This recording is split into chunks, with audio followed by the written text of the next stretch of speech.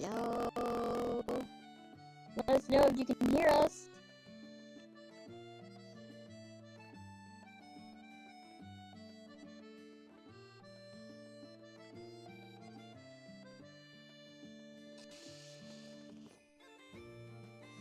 Okay. Hi everyone! Shall we do introductions? Microphone totally cooked? Oh, it's cooked. Oh no. Hold on. No. Absolute alien mode. Hold on. Let's fix it.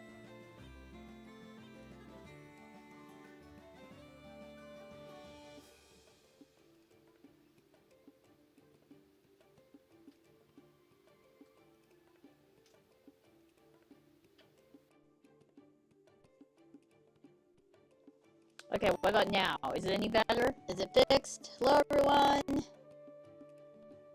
Hopefully less robot-y and more human-like.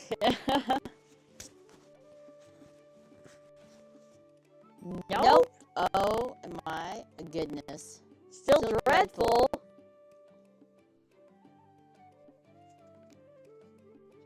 Oh no.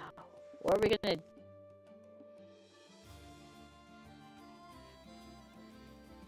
Let me try turning on now. Let me try turning our receivers on now.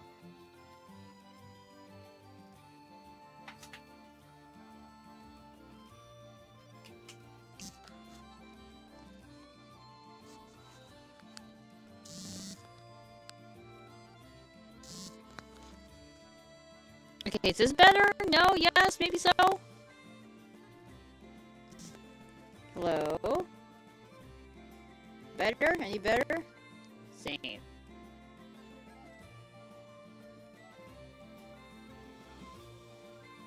Is it still the same? No. Why are you like this?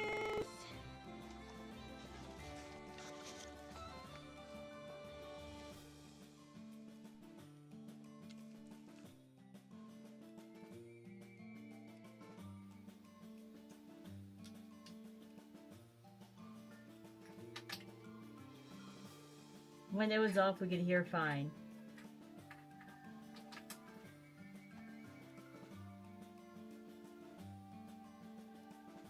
Okay, hello? Is this any better?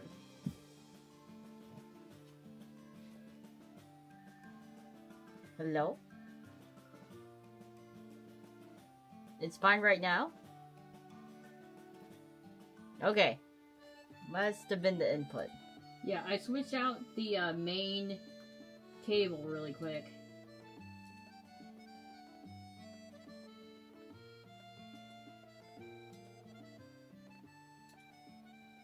Okay, hopefully you can still hear us. Shall we do our introductions?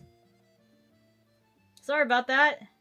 It was working fine a second ago. Of course, when we go live, it decides to be messed up. Yes, we do have separate microphones. We actually have 3 different streaming setups. Oh, no more robot? It is Cursed Tech Week for real. So, Yuki's computer died. And I've been out with the flu. But anyways, let's do some quick introductions. Ready? Yes. Okay. Hello everyone, my name is Yuki Estrella. And I'm Yuna Estrella of... duolvl. We're twin adventuring guild masters here at the Atlas Adventuring Guild. And we're excited to adventure with you. Yay! Okay, so today we have a really exciting quest today. It even comes with a video. Thank you for confirming.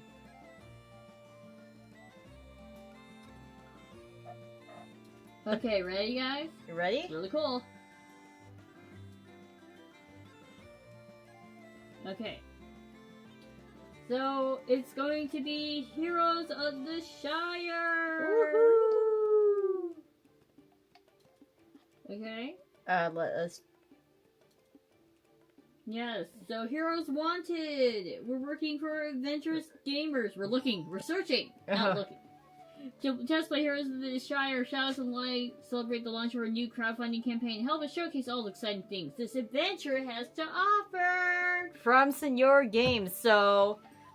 They have a Game Found campaign going on right now. We've linked it in the video description and pinned it to our channel, so please check them out. This is the prototype for Heroes of the Shire. On Game Found now!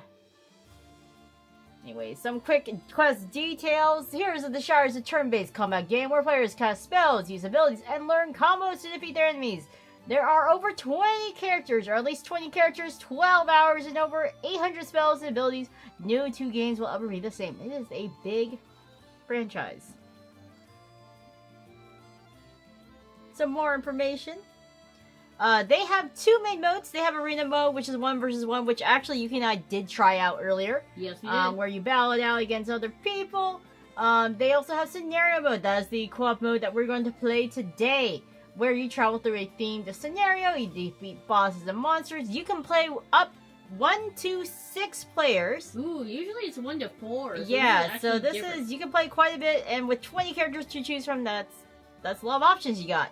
And there are 47 combat maps. We'll be able to show you a few of them flipping through the booklets real fast, but I think you'll be very impressed with the amount of content that is in this game. And we have a chonker of a box to match it.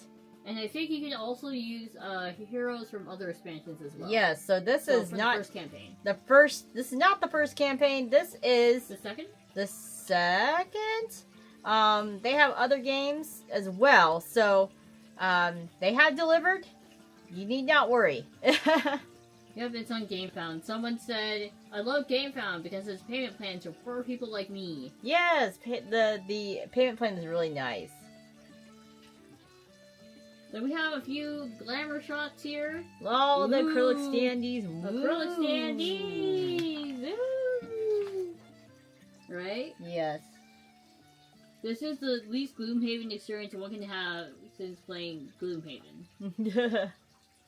And then they have the combat image of the combat map. Sorry, you hear the water going on in the background. We are in the basement right now, so someone must be using the bathroom or showering.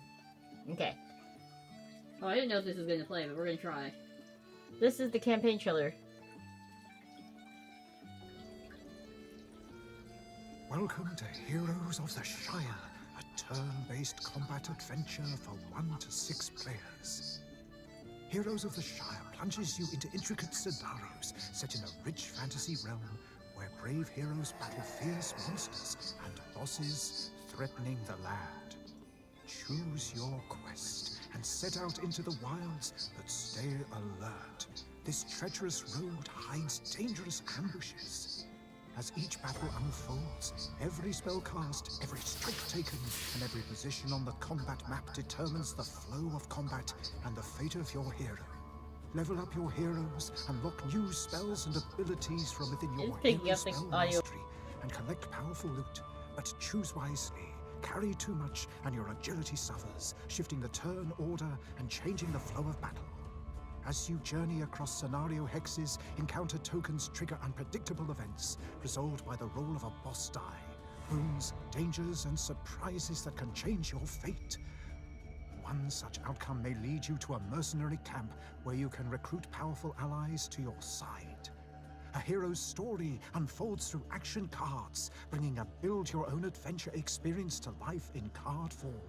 Each choice you make shapes the journey ahead, revealing new challenges, rewards, or consequences that can change the course of your campaign. Preparation is key, as fearsome bosses await on your journey. Learn to master the combat map, using its terrain to gain the upper hand while avoiding environmental dangers that threaten your victory. Those who adapt, endure, and overcome will survive, and become true heroes of the Shire.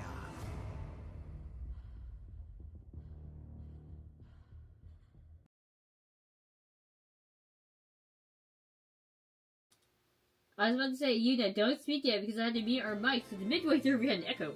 Okay. So, but now they can hear us. Yeah, so it's called Heroes of the Shire. Is an LTR game, or just coincidence? The word Shire is not only like LTR. A Shire means a small like village, kind of small community. Small community. Does this board game have RPG elements? Absolutely. You have the you have many RPG classes, you fight monsters, you fight villains, you level up, you have inventory, you have all that. Yes, and there is an angel form. Yeah, one of the classes has an angel form. You might be able to see it when we show off some of the components. But yes. So, the quest objectives for today. Can we cooperate to defeat the big bad? Please vote in our poll. Good news is that 70% here are saying yes. Hello, everyone. Hello, hello. Alrighty, shall we head on to the item shop and pick up some health potions? We're gonna need it. Yep. Okay, so we'll be right back.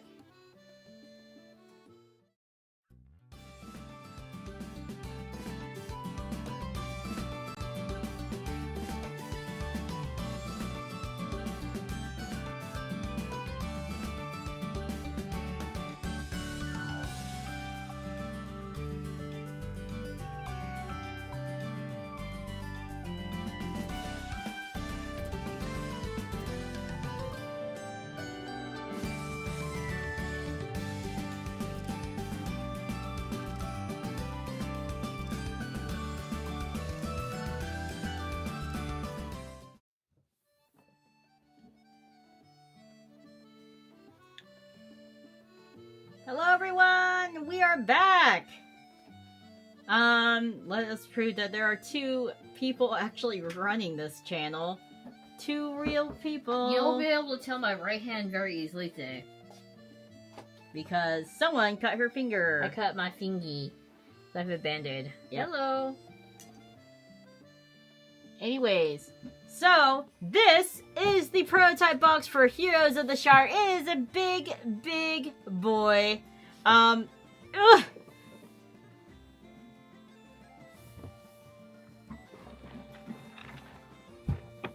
1 to 6 players, 14 plus years, 30 minutes per player, and this is a list of all the game components. Look at that big fat box. Yeah, no, it is huge. It is a huge box. It tells you what heroes are included. So you get the Beastmaster, Clairvoyant, Hydromancer, Light Mage, Mercenary, Shadow Knight, and a bonus.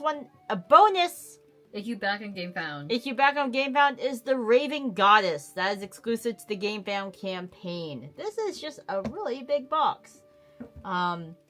So, shall we unpack this? Yes, we need to flip it over, though. We need to flip it over. That's it. Yeah, this is a big box. This is like, you need to store it in the Calyx box. Alright, here we go. Will it fit in the Calyx? I don't even know. I think it will. Ta-da! Woo! Shall we remove a few chairs so we can stand better? Yep. Okay. So, first of all, there are a few envelopes. This is the envelope for the light scenario. We will be playing that today. We have envelopes, individual envelopes for each character. So, for example, this is the Shadow Knight. Has some stats. This has a whole bunch of things we'll show you. Show you everything. The Shadow scenario, because this is called Light and Shadow, so they have two different scenarios here. We have the Raven Goddess. This is exclusive to the Game Found Edition Hero exclusive. Kind of the same image on the back. Same image on the back. Hydromancer. Clairvoyant. The Beastmaster. Oh, Raven. I thought you meant Raving. Raven Goddess. Raven Goddess. Yeah, Raven. Raven. The Light Mage. And the Mercenary. So today, actually, Yuki and I will be playing with the Mercenary and the Light Mage today. Can you guess who's gonna play who? Yeah, can you guess who's who? It's the Hydromancer single. Oh no, everyone's cute. Exactly. They're all cute. We're in trouble. So we're gonna go ahead and put these over We're here. gonna go ahead and put these off to the side. We may just put those completely over. So, obviously, this is a prototype, so some components are still under works. But we got 2 really cool game trays. So obviously we have some tokens here. Please ignore the rubber bands. We have another set of tokens here. We have our hexes for our game. You can put them up to the camera. So, for example, these are the hexes.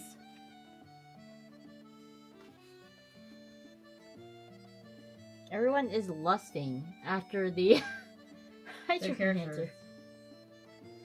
Okay. I mean, you could say that. And we have gameplay reference People are manuals thirsting over here. there. So You for could all the icons. Yeah, it's just like, I'm gonna ignore whatever you're gonna saying. Ignore whatever Yuki says, but her joke was, Chuckman said don't say it. What do you mean don't say it? Here are scenario maps, so I'm just I gonna... could have been worse, Chocoban. I think you and I know. We're on the same wavelength. Here are scenario maps. They have 1 for each thing. I'm just gonna flip and show you the light scenario combat map. Yeah. They have a ton. So, for example, that, just a lot. Okay? Like, that's literally, like, I'm flipping through real fast. Alright, stick that over there, please. They have a quick start guide, so this will show you the arena mode and the tutorial scenario. We played a little bit through arena mode We last played night. some arena mode last night. Here is the general rule book. This is actually the rule book from the previous game. I think Fire and Ice. Fire and and Ice, Earth and Water. Turn tracker. We do use this. You go by agility on here. Oh, I should show them the box, because it actually shows off all the heroes. Oh yeah, I do want to show you. Here's a look at all the heroes. And on the inside of the box, it shows you which expansion it's from. Yeah, so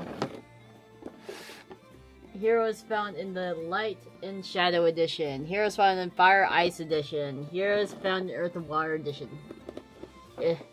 There's a lot. So like there's the Enchantress, Bad Scientist, Necromancer. There's a ton. There's a ton. So, just to kind of show you. A little score pad to keep track of your saved games during the campaign. Do not open. This is bonus bills, which we obviously have not opened. Spoilers. Here, I'll take these. Okay, so I'm going to move these hexes here. We also have these. These do not come standard in the game. This is the health trackers. I think those are add-ons. These are actually add-ons or part of the deluxe version. These are health trackers for the characters. So we got 1 for each.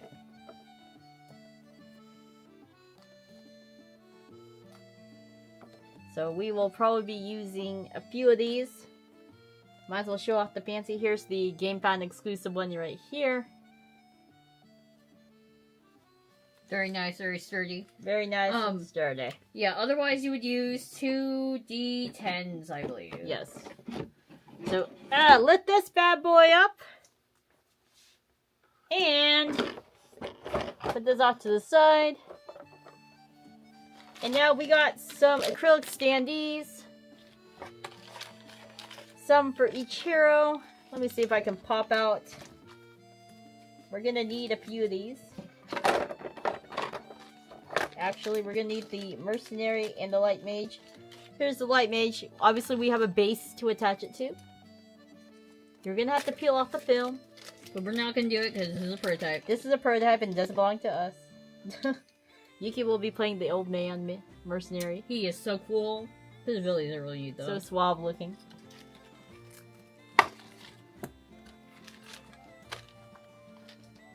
Okay. Standees. We'll need this. These are bags with setup components, so they have your dice, they have your trackers, and shields. They have a lot in here. So the black ones are for characters, so obviously you got 6 of them for 6 players, and then you have red ones for the villain. So we're gonna grab 2, because that's all we're gonna need for us. Do we need, I think we need this? Maybe? We'll take it with us. And then we are going to... We don't need these extra stands. I have these 2. And then we're gonna stack these back. Do we need... Oh, we might need these. Yeah. We'll just keep them over here.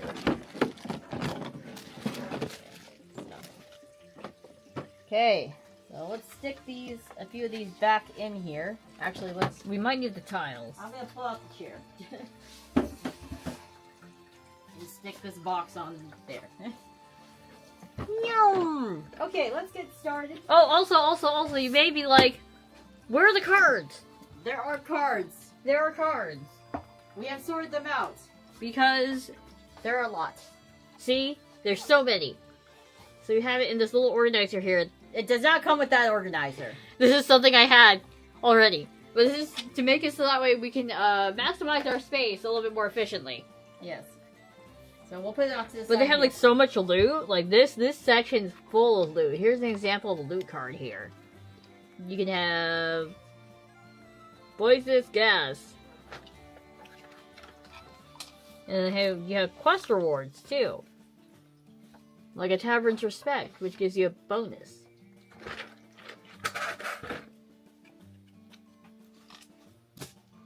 So yeah, there's just a lot of cards.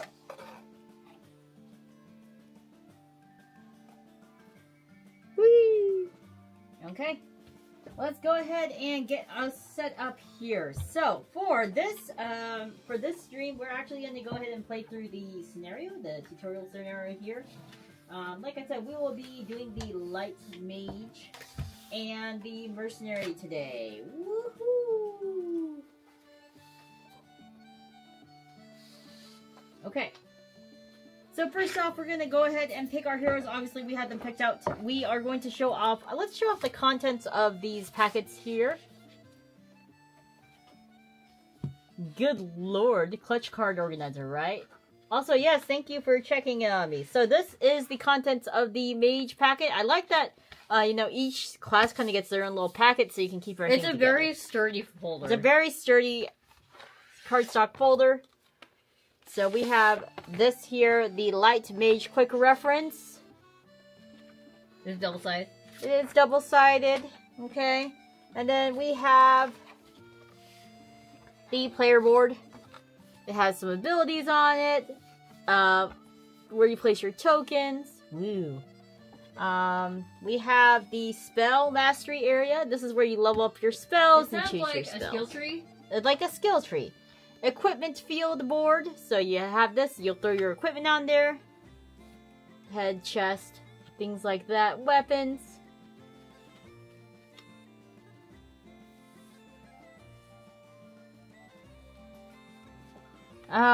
Let's see. So for the Light Mage, there is an angel form. Woohoo! I can be the angel I've always wanted to be. So there's special version for the Light Mage exclusive to that. Is there a other side to it? No. Okay. And also, wait, shut up for a second. Let me finish explaining these things. Okay. Some hero movement decks. She told me to be quiet. And then we got some tracker tokens here. One for angel form and one for her regular form. And you'll see how those work here in a bit. Okay, now you can talk, Yuki. Okay, so each character is going to come with usually a set similar to that. Yep. They may not come with alternate forms, though. They may not come with alternate forms, but most of the characters will have a board, a movement card, a spell mastery tree, and equipment. Okay, I was wanting to fill the request of the chat, who wanted to see the clairvoyant up close. Isn't she cute? She's great. She is classified as damage / support. Her armor class is light, and her elemental type is... Oh, it might be dark. Complexity is intermediate, though. She's 23.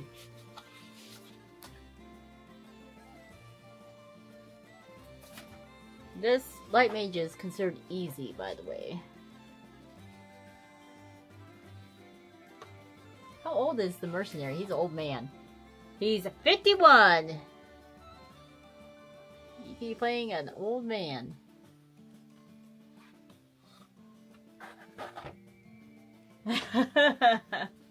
He doesn't have an elemental type. That's okay. The only elemental type I need is sword! Right? Yes, he actually has like a great sword on his back. So, like I said, let's unbox Yuki's. Hers is going to be very simple. We have the quick reference guide. Again, we have the spell mastery, which actually has a cool image on the back of their art, character art. Again, the player board with information on it. So you would set it up like this. Here's the equipment card. And she has extra cards. Her great sword. That's the only card I have. Is right here. And then a ton of tokens and her movement card set are in here. So the way that I would describe the mercenary is a little bit like a witcher because he has different like symbols he can use to augment his attacks. Yes. That's perfect. He's Geralt. Oh wait, Yuki's actually playing the old man, Big W. Listen, I can't resist, okay? Okay.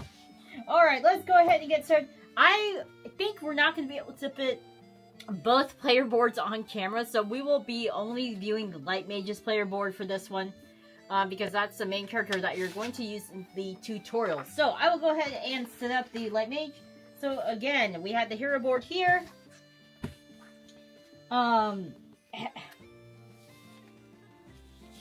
And we are going to go ahead and place the spell mastery board, which is this one here.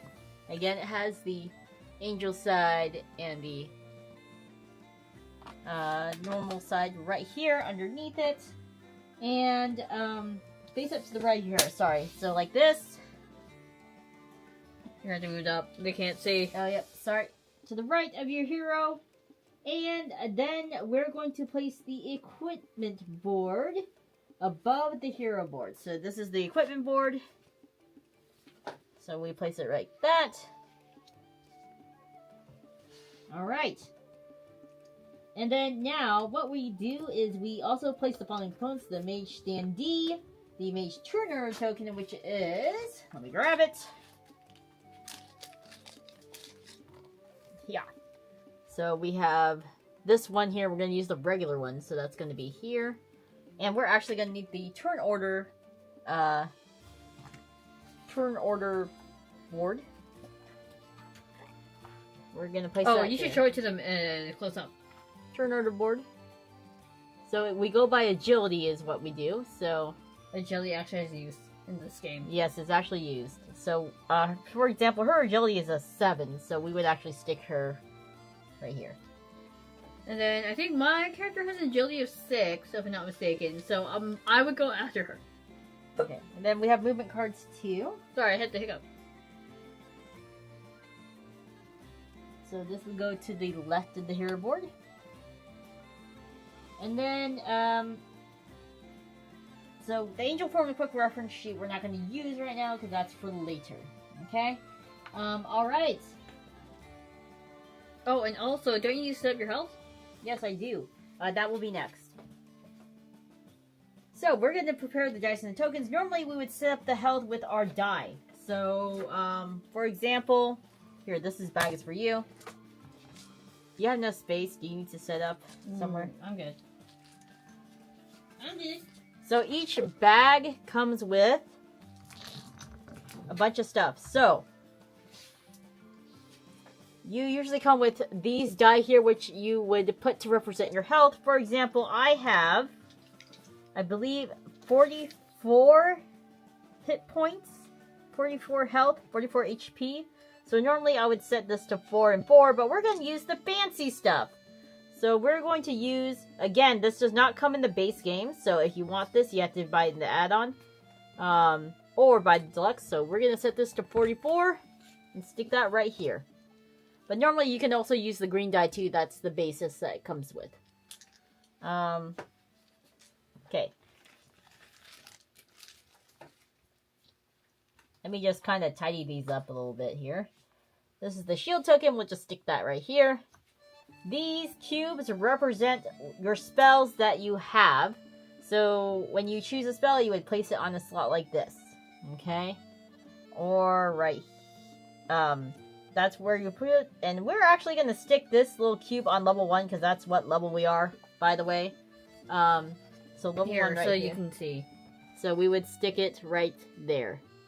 And he knows that these are all the skills, kind of. And then also on the Spell Mastery, you'll also see like a bunch of skills. Yeah. They have something called a CD right there. Yep, and that is where we use these dice. So CD is cooldown. So for example, I think we have a CD of 6 on this, so it would start with the cooldown. You use the spell, and then you can't use the spell again till 6 turns later. So you would move the die to indicate how many turns you got left. So that is the CD one. And that's hero turn. So hero turn. Mm-hmm. And there's certain skills that can decrease the timer and the cooldown. Or they can increase it, depending on, you know, if it's for you or not for you. And something really cool that they have is they have buffs and, like, debuffs in this game, too. So, like, the buffs are also turn-based as well. So most of them last for, like, 3 turns. They go 3, 2, 1, right? Mm-hmm. And they can be permanent or temporary. And then you also have conditions. Yeah. We have a level token here. We don't really need it for this playthrough, but that will be used during the campaign later. So we'll just stick that back in our bag too. Okay? So we're going to set up the power cubes first. We're going to place them above the master board. Every time a hero loads up the game, a power cube, this yellow cube, to spend. So they all start at level 1. Again, I've taken the power cube and stuck it at the level 1 there. So, the level box has a gold border with a +1 and a PC icon outside. This is a reminder that you receive 1 permanent +1 buff to the stat of your choice and a power cube at this level. So, for example, also receive Yuki has also received it. I don't know if we can kind of zoom in and show. It's really hard to see. It's really tiny, but we will try our best. So right there, you can see a baby plus baby. Baby +1. So we get a +1 little buff. So we can decide which stat to buff. So, okay, my light mage, my defense sucks. It's a 4. And you can actually see the stats, like, they correspond to these different buff areas. Like strength, intelligence, agility, defense, and HP. Yeah, so we're gonna choose what to buff. And at the start, so we're gonna find our +1 buff token. And we're each going to add a permanent buff to our characters. What is your defense? 4? Yeah. 5. Mine's sad. I got a bit sad with my little tokens here. So here are the tokens. We have they're double sided. So obviously we have +1 and -1 if you just flip it over. So like I said, mine is a little sad. So I'm going to buff my defense. So permanent buffs is on this row here. I wonder if we can just take out like the Hydromancer, so I can always just like show the. Oh yeah. You're bringing out clairvoyant. Yeah, bring out the clairvoyance little character sheet. So yeah, just the main sheet there. Okay. Yeah, that's good enough. So we're gonna use the clairvoyant. So we have permanent buffs here. So when we add a buff, we're gonna add it to the permanent buffs. So these are temporary buffs that can happen during combat. So for example, if I want to buff my defense, I would just add a +1 there. So I'm gonna do that for the mage because I only have a 4 defense. So let's buff that to +1. And Yuki, where are you gonna buff yours? I'm also gonna buff my defense because mine is 5. And I am hoping that I can take most of the hits for you. Okay. So we're gonna go ahead after that and unlock our first spell ability. So, As the little one here, you can unlock one spell or ability from any column on your spell mastery board. So, oh shoot. Get out the spell mastery board for the clairvoyant. I have it. Hold up. Okay. Clairvoyant, here you So, go. any column. So, for the clairvoyant, we got these 3 columns You here. can think of them as, like, Spell trees in World of Warcraft. So, we got Priestess, Fortune Teller, and Fiend Healer. This is for the clairvoyants. Obviously, it's different. So, for example, the Light Mage has Path to Glory, Angel Form, Light Prism. And Yuki has... Crusader, Lieutenant, and Loyal Apprentice. Yes. There's no way I'm gonna be a Loyal Apprentice. Are you kidding me? So, we're going to unlock one spell or ability. So, any one of these, I do believe, from our column. So, I want to actually unlock the ability Angel Speed. That's passive.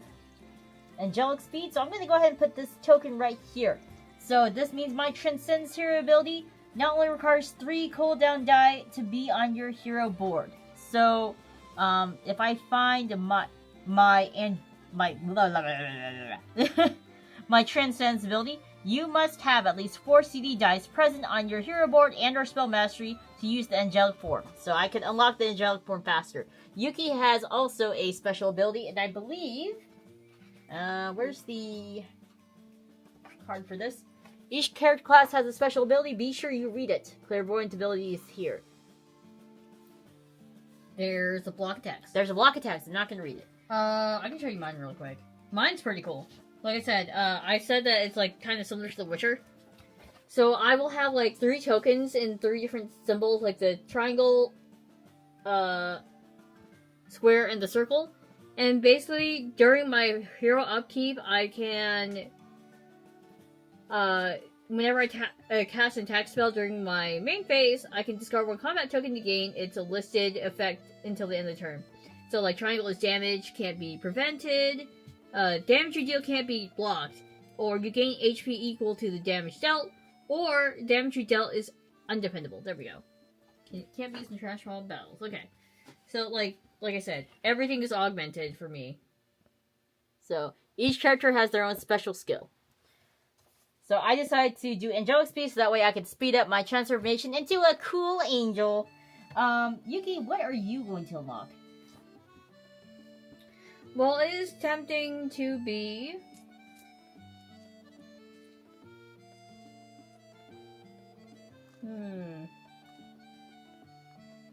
Tempting to be a Crusader.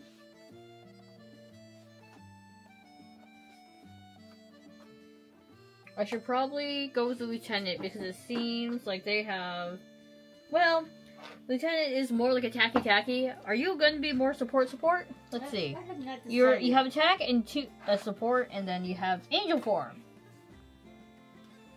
I have not decided what I'm going to do.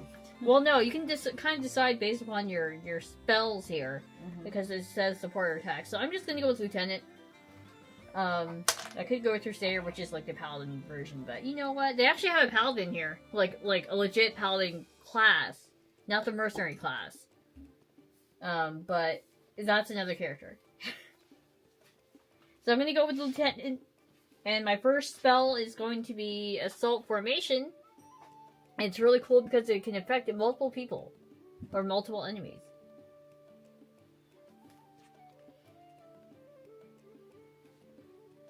Okay. Also, Blaze409TT, thank you so much for joining the for raiding with 4 viewers. Welcome. Okay, let me write that down. Hi, Raiders. We are Yuki and Yuna, twin adventuring VTubers. We are doing a review of the prototype for Heroes of the Shire, Light and Shadow on GameFound now. It is a really cool RPG game that can be actually done with up to 6 players. You can play a scenario, and you can also play a like 1v1 type of battle. Demo, yep. Yeah. So welcome, Raiders. Hope your stream went well.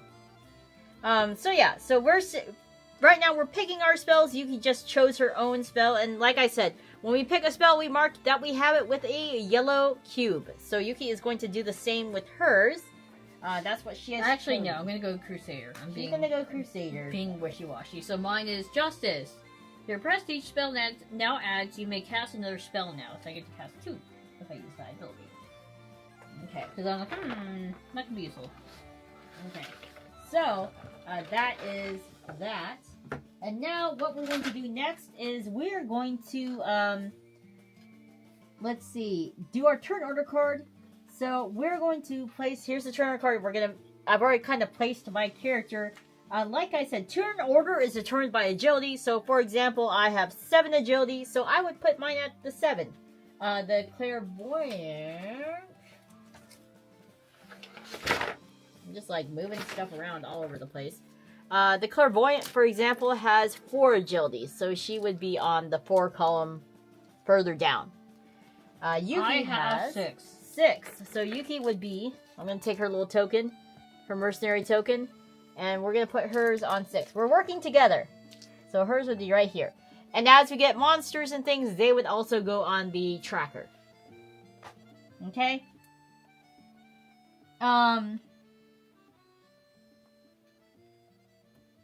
Alright. So, I have also this angel form, which I am not using yet, but I will just kind of like stick it right here for now because we're going to use it eventually. Okay? Whenever we use it. So, we're going to differentiate. We're going to choose the party leader. So, the party leader is responsible for handing loot and storing excess or unwanted items. Guess that will be me. We will place this on my board. So, this is the loot designator token. It is the backpack. Backpack. We're, any extra loot will be stored on this backpack token. Okay, so each adventure begins with a quest. So that gives us objectives. Normally we would choose between 2 random quest cards, but we're going to go ahead and just use a pre-selected quest. So quest cards, come on. Quest cards usually look like this, and they have a variety of quests. They have a ton. There's more cards. There's like a ton. But we're going to go ahead and choose this one here. Normally, in the normal game, we draw 2 quest cards, read both, then choose one to keep and discard the other. But we're going to use this quest number 5. There's a lot of text. There's a lot of text, so I'm just going to read it out. So, description. An unnatural brilliance pierces the sky above the Shire. Once gentle guardians of the Shire, the light spirits now blaze with a corrupted purpose, lashing out at anything that approaches. Villagers speak of sleepless nights and believe this disturbance is no accident. Something or someone is fueling their unrest. Locals suspect that purging these spirits will reveal deeper truth, one connected to the awakening of the Lumara. So your objective is to seek out and defeat 6 light spirits found across the glowing fields and crystal groves of the light scenario. Your reward is a mirror shard. This is said to reflect more than just light. So that is the reward. You get a little mirror shard. So this always tells you the description, objective, and reward. Can I see it? Yes. Okay. So now that we're done with that, we're going to go ahead and do our scenario setup. So we are going to use the light scenario in order to set this up. So we have light scenario hexes, the boss envelope, the villain dice bag, which is right here, by the way, the red, and the map binder and scenario token tray. So what we're going to do is we're going to grab the hexes for the light scenario.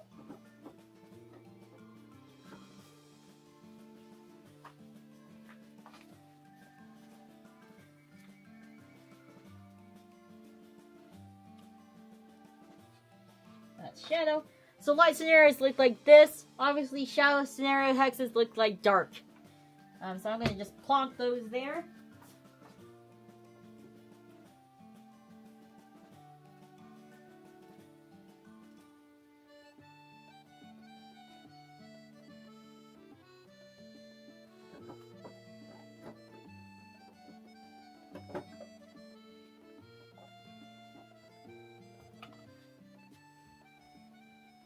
I think I have the music going. Let me know if you can hear it, guys. Okay. Sorry, I'm just trying to make sure we get these hexes set up. So, we are going to set up the light scenario like this. Each of them has a number on it. So, for example, this says 23. And we're just going to set them up as is. So, Okay, good. obviously, 23 will be the last row here. I don't know if we're going to be able to fit this all on the camera, but we will do our best. So. Do.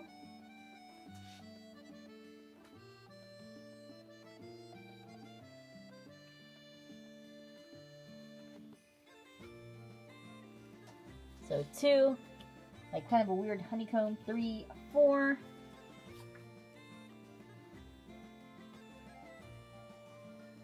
There we go. And then we have 5, 6, 7, 8, 9. 5, 6, 7, 8, 9, 10, 11, 12, 13, 14. So you can kind of see, you kind of enlarge it. Yuki, do you want to continue setting this up? Ooh. 14. Oops. I think I'm kind of messing it up. How are you messing it up? Let's see. Oh, yeah. Gotta move it down a little bit, like that. Okay, I moved it so I moved your sheet so that way we can 15, 16, this all 17, 18, 19. But it's a big boy. It's a big board. This is kind of a table hog. What we can do is we can place your equipment. Yeah. Like off screen like this. Yeah. Okay. So 16, 17, 18, 19, and then 20. Oops. Click. Can't count. That's normal. And then we have the last ones here. 20, 21, 22, and 23. If we flip over tiles, we'll show you. Yep. We'll show you the tiles as we flip them over. Wow, okay, I need to also move those down. Don't know why I keep doing that. Like that.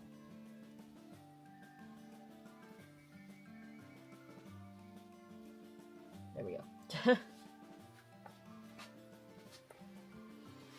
So I'm just gonna move them down even more. There we go. There, you can see them all. Okay, so those are the tiles. We also need to get out the binder. What does the binder look like? The map binder. It's the little booklet. Okay.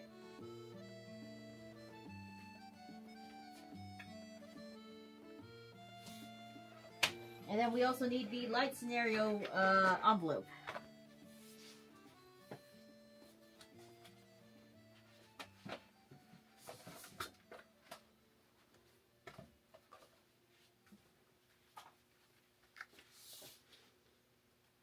Okay. So this binder would normally go right here. So we'll just throw that over there. And then we have this, which we will toss here for now, and then we'll grab it here in a bit. Okay. And then again, we have the red villain dice bag, which I will throw right there for now. Okay. So we also have the scenario token tray.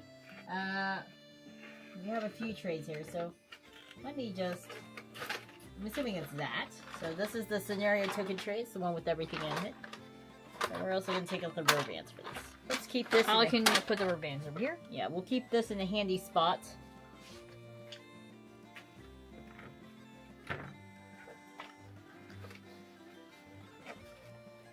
So this has all our monsters and everything like that.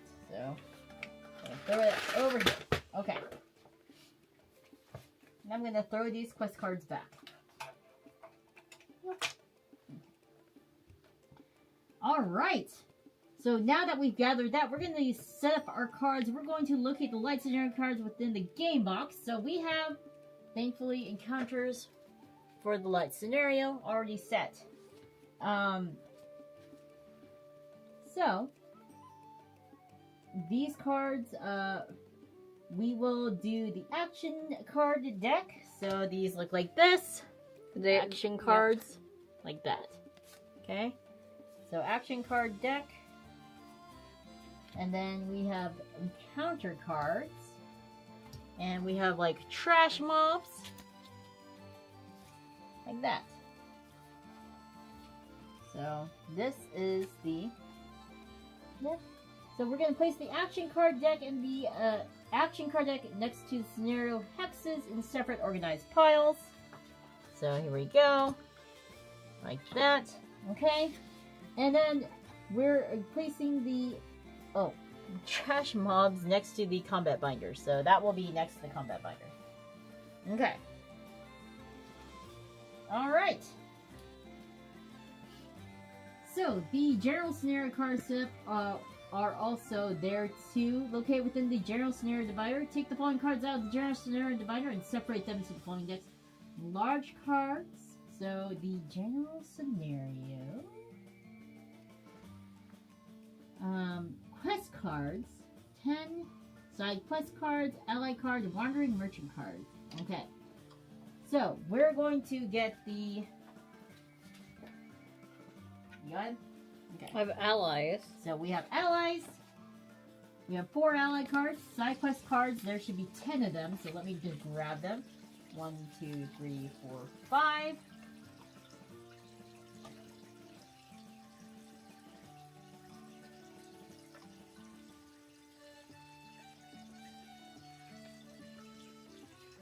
Here's some quest cards.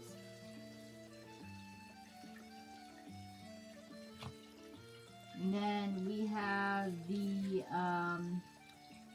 Wandering Merchant card. Here he is in all his glory.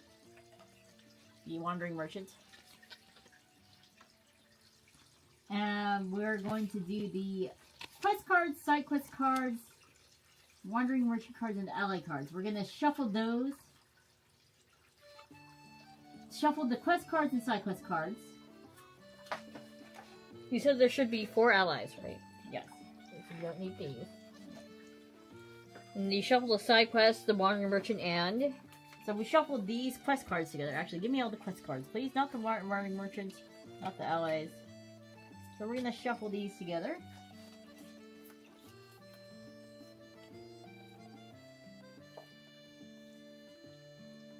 And the ally cards. So we're going to place these near the scenario hexes. And the ally cards are going to be near the action card deck. So, action card right there.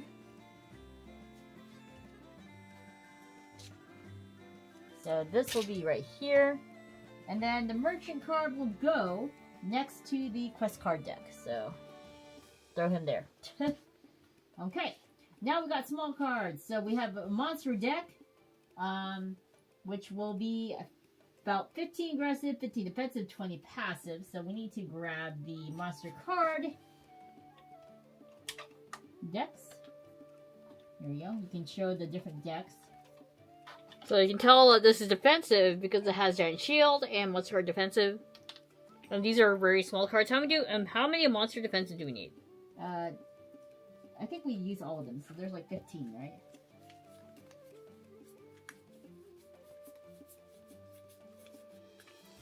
I only had 12. Did you grab? You grab all of them. Wait. Okay, so we use all of these cards, so we're just going to have these decks here. So we're going to place them near the trash deck. So actually, bring them here. Over here. So...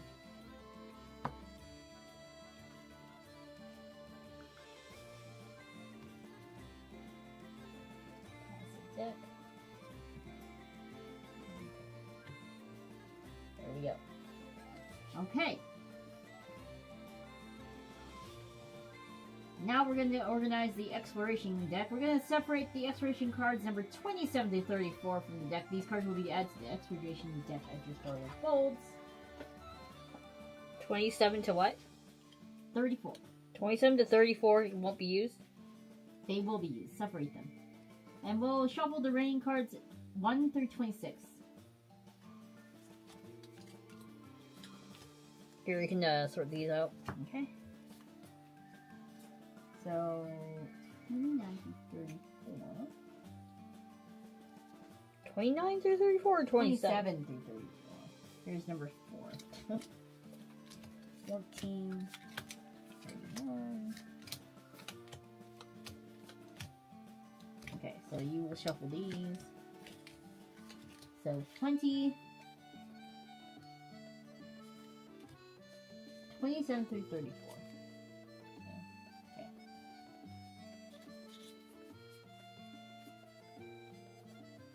Okay. So we're going to shuffle this little itty bitty mini deck right here. I already shuffled it. It's already been shuffled. So we're going to place those near the scenario hexes as well. Just place them anywhere. Okay. Done. Now we have the 40 movement deck cards, which are made of 2 identical sets, number 1 through 20. Separate the deck into 2 equal decks, each containing 1 full set of cards 1 through 20. So the movement cards are here. So 40. Return one of these decks to the game box. Place the other next to the light mage movement card side. Oh, okay. So we'll probably be using both. So we need to separate out them 1 through 20 here. So 16, 20, 45, 17. I'm going to have you separate these out while I continue. Okay. So make sure there's 2 decks. The numbers are in the upper left-hand corner? Ooh, it's hard to see. Okay, so just make sure you separate these out. 2 separate ones. Okay. Place the remaining small decks of Trash Mob modifier deck next to the Trash Mob. So here is the modifier deck. And loot item decks near the Wandering Merchant cards. So this is going to go next to the Trash Mobs. And the loot items deck near the Wandering Merchant cards. Oh, we have more. Whoops. And then item. So there are a lot of cards for loot item. We're gonna throw these next to the Wandering Merchant. Sorry, excuse me. Throw that right there. Ta-da! Lots of space is needed for this game. We'll take a photo afterwards and you can see how much. Okay. So the Wandering Merchant needs to be set up now. So the Wandering Merchant sells useful items that can be purchased later in the campaign. Draw the top 6 cards from the loot item deck and place them face down. Place them underneath the Wandering Merchant cards. So we're going to go ahead and draw the top 6. Excuse me.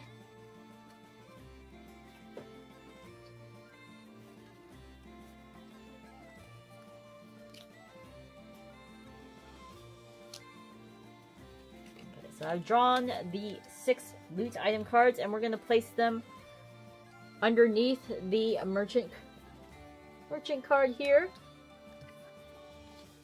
You're just going to hide those bad boys. Okay. And now we're going to add the Shire Hex. So this is the Shire Hex.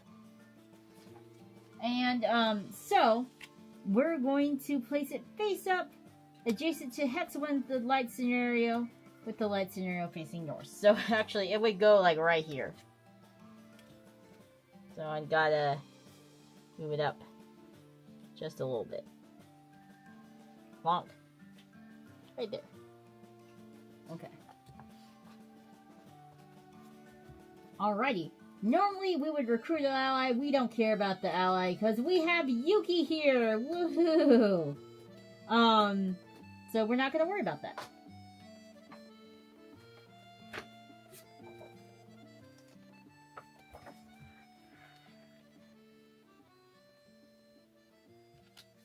Alright, we don't have to worry about the wardrober. Now we're going to set up the boss. So we have the boss standees. So we're going to locate the light scenario envelope now. Yep.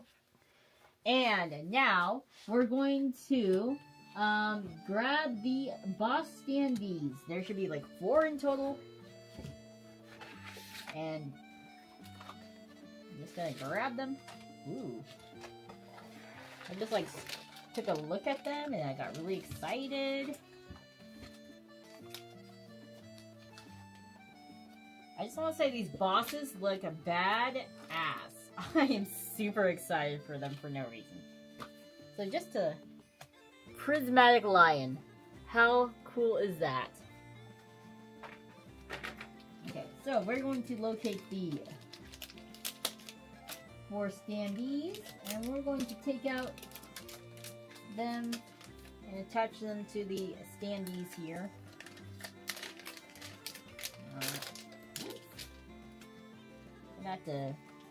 That envelope bag kind of exploded a little bit, but that's alright. We'll be fine. Oh, did it burst open? Yeah. I can tape it up. We'll tape it up. Okay.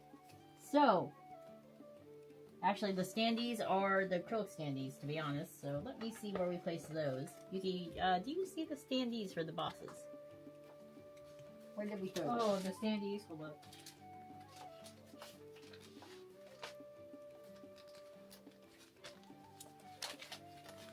Okay, so we have 4. 1, 2, 3, 4. And where are the bosses at? I assume it's, maybe it's, I think it's this? Yes, the acrylic bosses. So we actually have the fancy stuff. We have the acrylic things. So, for example, this is the unicorn. Unicorn. Okay, so we're gonna place Mr. Unicorn, the prismatic Pegasus, on hex number 9. So here is 9. There we go. And then we're going to place the Prism Breaker on hex 5. And the Prismatic Lion on hex 7. So this is the Prismatic Lion. He's going to go on hex 7.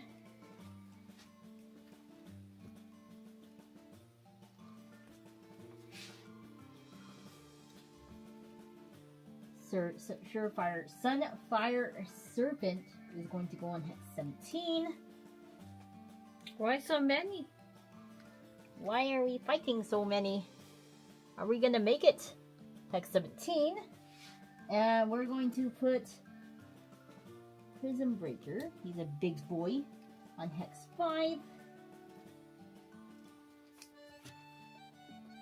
These acrylic standees are really badass. I really like them.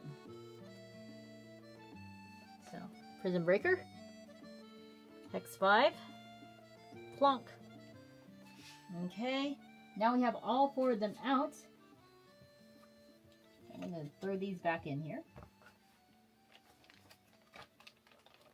Locate the scenario exit hex in the standee base from the scenario token tray and then assemble them. So, we have, throw that here. We don't need these anymore, so I'm going to just get this to you. So we have the scenario exit. Hex and the standee base from within the scenario token tray and assemble them. Hex 21. Okay, so I need to find them. Let's see.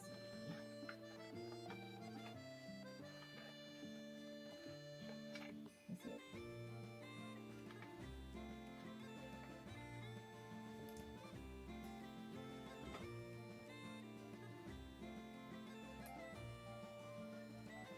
Where is my exit tray? Well, I'm gonna place the encounter tokens. These are encounter tokens right here. I'll find the exit here in a bit. We're gonna place the encounter tokens on hexes 7, 11, and 13. Okay. Yep, there you go.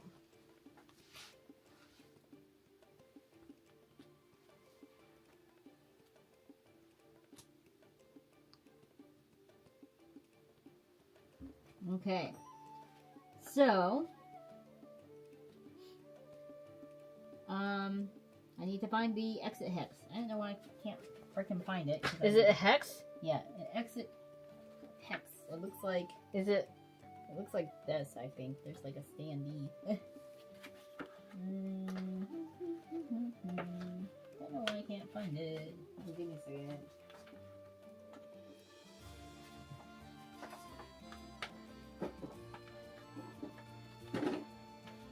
Worst case, we'll use a stand, and we found it yesterday, and then I can't find it again, so it's somewhere.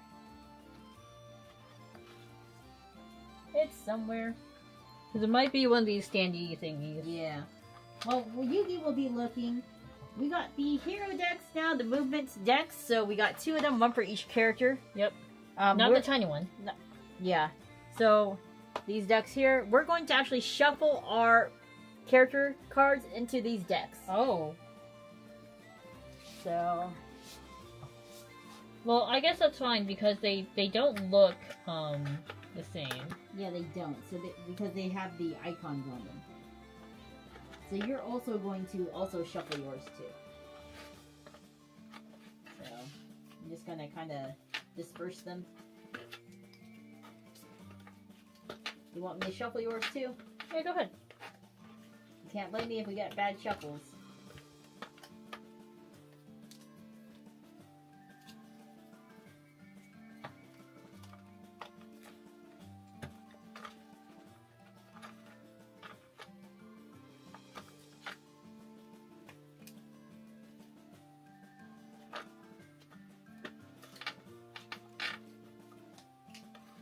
Okay, so that's my deck, and then we have Yuki's deck, which we will shuffle now.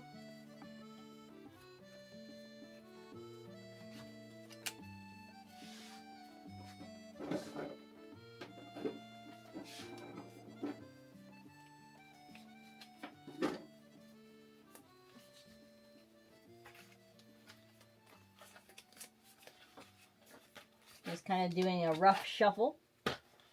And then we will also now include the light scenario deck and shuffle that in too.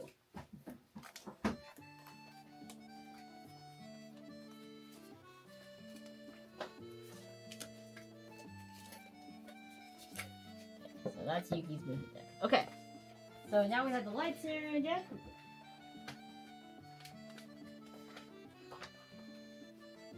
And we're going to shuffle them with this enemy movement deck here. This may be a slightly longer stream, which is fine. Yeah, that's fine. Found the exit. Nice. It was all the way at the bottom. I was like, I know it was here somewhere, but he just So had the it. exit will go on hex number 21.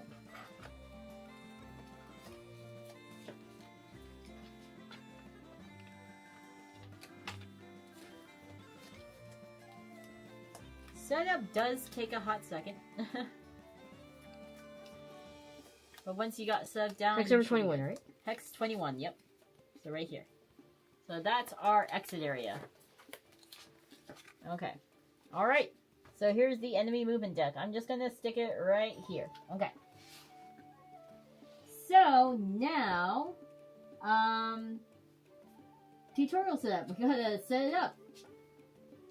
So, locate numbers 1, 5, 7, 24, and 25 from the exploration deck. The exploration deck. Here. Yep. So, we need to find 1, 5, 7, 24, and 25. So, 5.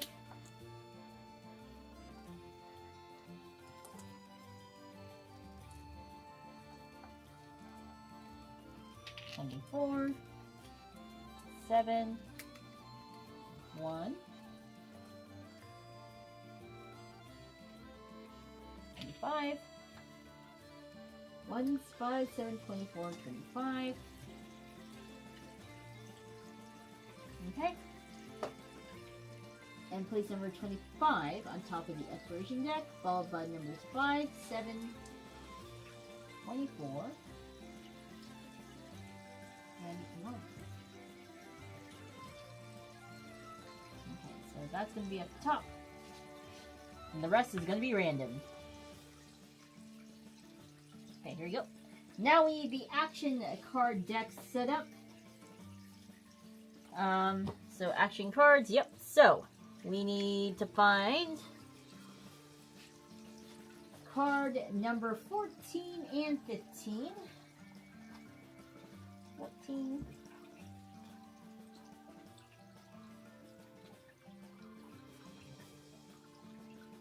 And 15.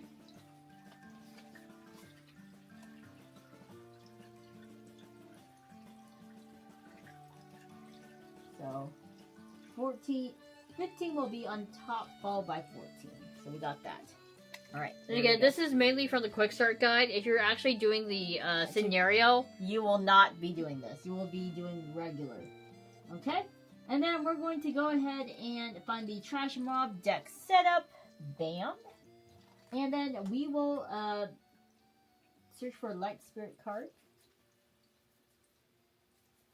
And number 1 out of 4.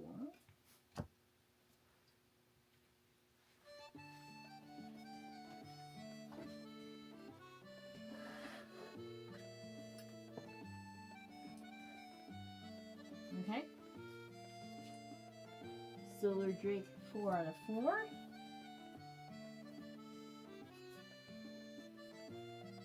There we go. Both of these cards on top in any order. So let's do that. Okay, so we're kind of like making this a little easier for us to run. Okay.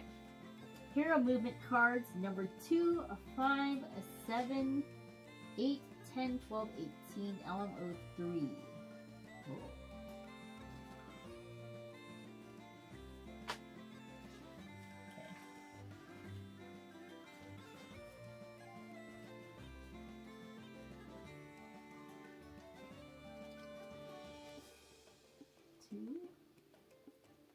7.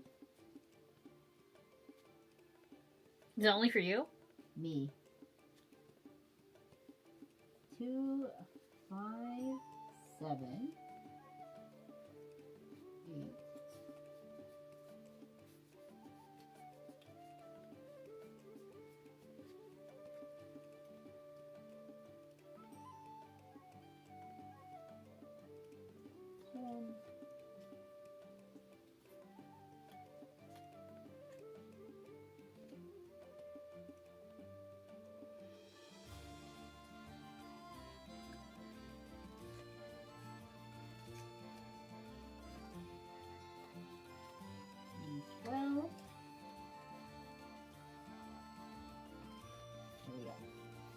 So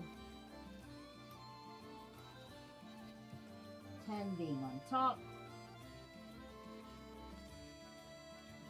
And 8. Like I said, I promise this setup usually doesn't take this long. Yes. It's because we're doing the quick start for you. We don't want to spoil anything. I need 18.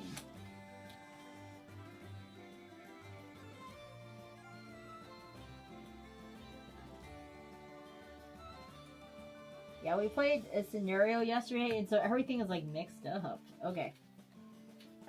12, 8, 18, 2, and 7.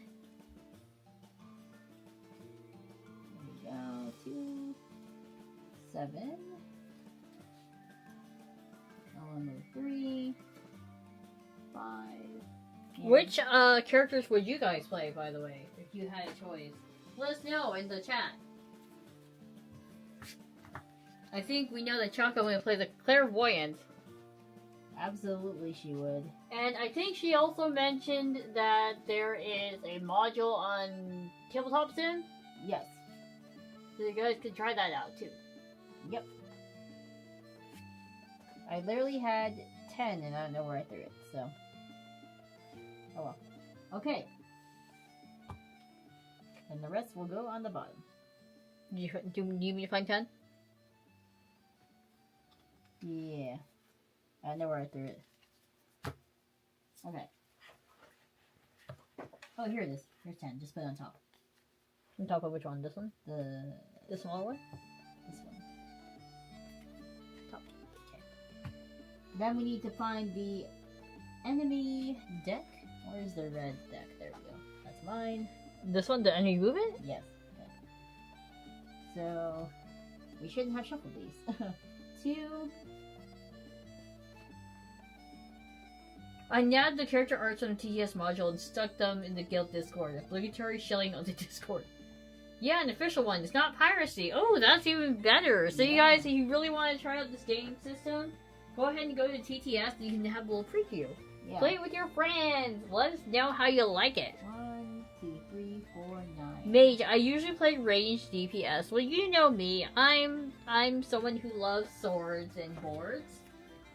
And cardboard. So I usually play the frontlining. I don't want to have to deal with spells unless I have to because my intellect is not that high. Yuna, on the other hand, really enjoys playing mages. She likes having a plethora of options for her spellcasting. I want to say in the last campaign that we were in for D&D, you were a Wizard. A wizard! She was a wizard! She was a gold dragon wizard. A little baby gold dragon. And I was a paladin. Mm-hmm. To the surprise of no one. And I was a shifter paladin, so I was an Awu paladin. The game found page has a link to the TTS module. Shakaman, if you could go ahead and find the game found page, go ahead and just type it in the chat anyways, just because. Why not? Okay. And then we have the loot. And I really like the fact that Heroes of the Shire has so many heroes that you can choose from. Right. Even with the light and shadow one, there's a plethora of options. Right. I also like the fact that the box shows off everything that you can get. Kind of like, ooh, pick and choose. Mm-hmm. Let me see the box and I can kind of see which ones we have here. Light and Shadow again has Beastmaster, Clairvoyant, Hydromancer, Light Mage, Mercenary, and the Shadow Knight, and the Raven Goddess if you have the Chaos Edition. And then, or the Game Found Edition. And then Heroes Found the Earth and Water Edition are Assassin, Bard, Blood Mage, it looks like a vampire to me, Dragon Knight, Druid, Engineer, Scholar, Shaman, Warrior, and a Witch Doctor. Ooh. The heroes found in the add-on pack are the Enchantress, Mad Scientist, Necromancer, and a Swashbuckler, so pirate. Mm-hmm. And then heroes found in the Bard Ace Edition are the Alchemist, Berserker, Cleric, Huntress, Illusionist, Musketeer, Paladin, Runesmith, War Drummer, and the Warlock. So they have quite a lot of varied heroes that you can choose from. Mm-hmm. Absolutely. Okay.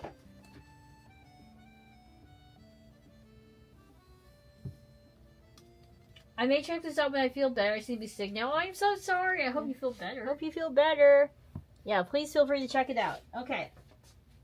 Alright, now we are ready to get started. Okay. So, gameplay begins. Prelude to Ascension. From the sacred gardens of the Shire, the Light Mage embarks on a journey of growth and mastery. Across the vast and perilous land, she will face countless trials in all pursuit of honing her skills. Every battle fought, every challenge overcome, brings her one step closer to the grandest test of all, the Arena Games. A revered tradition of the Shire, these ancient games are a spectacle of skill and power, where only the strongest champions earn glory. To stand victorious in the arena, the Light Mage must first prove herself in the wilds, defeating formidable enemies and mastering the full extent of her radiant magic. Okay, so we're going to go ahead and move and explore. So we're going to move my little hex standee towards 1.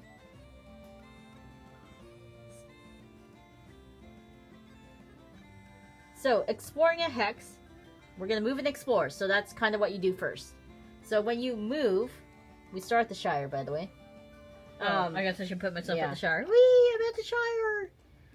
You're going to move, and you're going to go into Hex 1, and you're going to flip it over. We're going to resolve an exploration card. So, for example, flip it over, And then we're gonna get an exploration card. Show the class. Yes. So exploration card. So it looks like nothing. Yeah, it looks like nothing. So exploration right here. So take the top card of the exploration, read the card's effect, and follow the instructions. So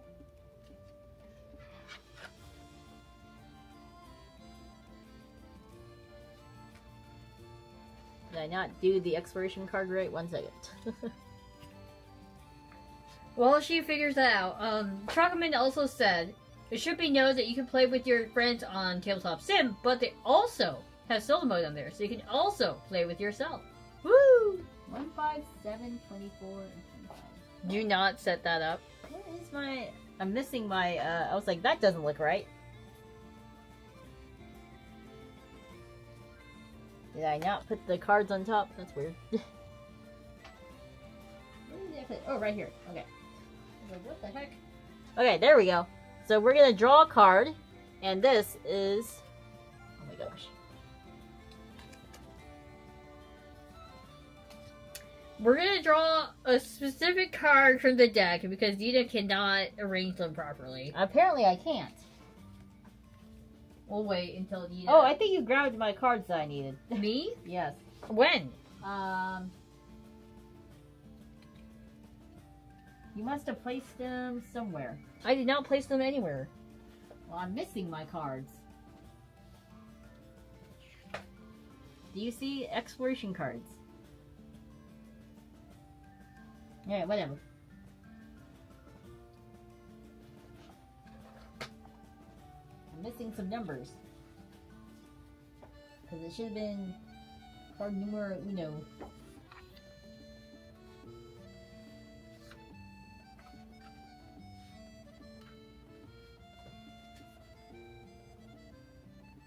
Oh, whatever. Saying the thing. Okay, whatever. It's fine. So, the card that we should have drawn was the, mini-boss roaming. There's a mini-boss here roaming around the hex. So, the mini-boss for the Samaro is the prismatic line that is currently on hex 7. So, we're going to determine the movement of it. So, the movement is rolling the boss die. So, the boss die, Yuki? Yep, one moment. Put some stuff away. Boss die, right? What color is it? Well, they said for the tutorial, assume that the roll is 4, meaning the boss would move to hex 6. So, the prismatic, this line is on thing, so we would move to, if we do it to 4, the lion standing will go to 6. So, bam.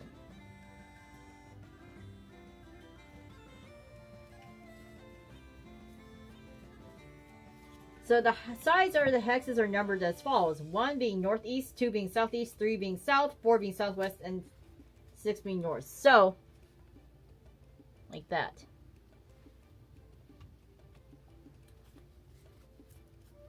So if, actually I have the hex showing where the boss, where you would move. Give me a second. Ah! Where's the movement hex at? Oh, on the Shire. Underneath the Shire.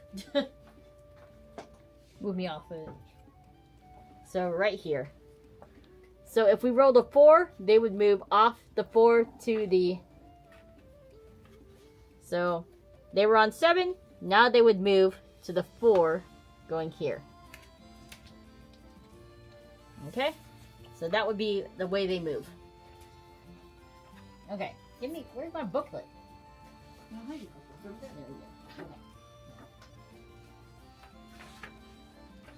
Each time a mini-boss roams, it places an encounter token on the hex it moves to. So we need to throw an encounter token on this one. Bam. Okay. Since the exploration colors is fully resolved, the Light Mage is free to continue her journey. Move the Light Mage standee. We're going to now, actually, Yuki, why don't we have you explore the hex? Okay. What would you like me to do, ma'am? Let's move it. Where do you want to go? Do you want to go to Hex 3? Am I allowed to pass? Oh, wait, really no. through that? I think I had to. I think you gotta follow me. So I was here. So now I would go to Hex 3, right? So just follow me. Do I follow you? Yeah. Do I go to Hex 3 as well? Sure. So now we take the top card from the exploration deck and read it. This instructs the player. Let's see. Exploration card. So this would be number 5, would be the exploration card here.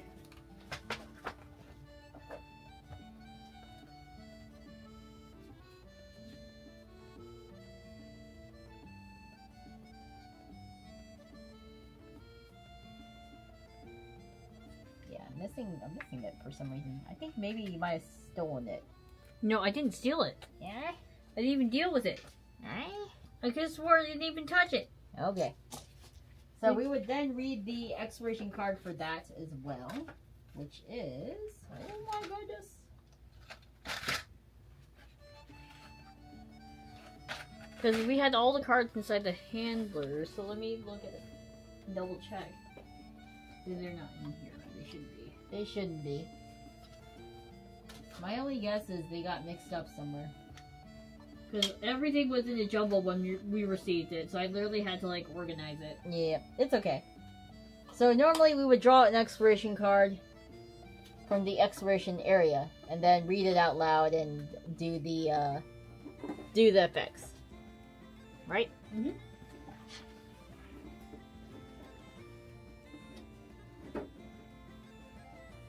Okay. So, now for that exploration card, we actually had to draw an action card.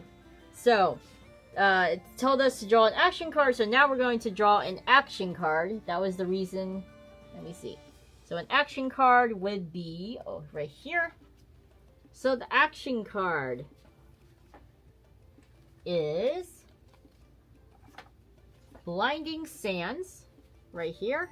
So the Explorer card told us to draw an action card, which is Blinding Sands. The relentless desert sun reflects off the sands, creating a dazzling, almost blinding light. The heat shimmer makes it hard to tell what's real and what's illusion. You notice a faint glimmer beneath the sand. Is it real? So option 1, you can dig through the scorching sands to uncover the glimmer. Option 2, shield your eyes and press on, ignoring the barrage. So this kind of gives you a little scenario, and you have to pick an option.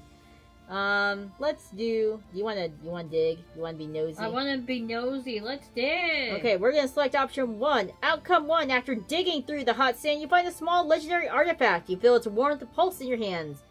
Search the loot items deck for an epic artifact.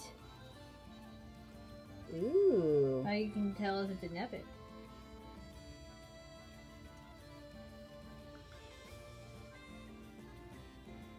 So we're going to search for an epic artifact because we can. Toss that there. Any epic artifact, Yuki. Just search it and we're gonna throw it in the backpack. Because I don't think we can equip it. We have no armor class. So just pick one and we're gonna throw it in our backpack. I don't know what's epic and what's not. Epic artifact looks like this. Epic artifact. That's what is literally called epic artifact. It's literally called epic artifact? It's literally called epic artifact. Okay, found it. Okay, so we found epic artifact.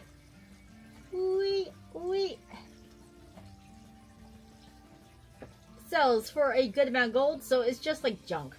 And we're gonna don't say that. It's still an artifact. And we're gonna throw it underneath our backpack token. Yippee! Okay, we're gonna sell it later. It has a high trade value. Okay.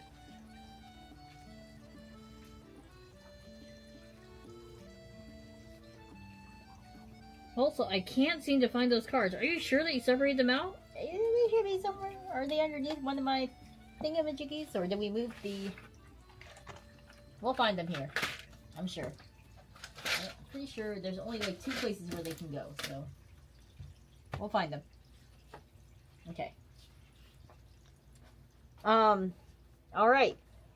So our action card also displayed 2 dice on the top here.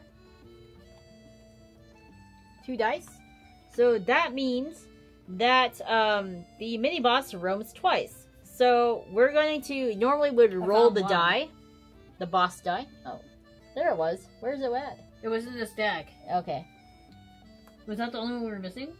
No, we were missing 1, 5, 7, 24. 1, 5, 7, 24, 25.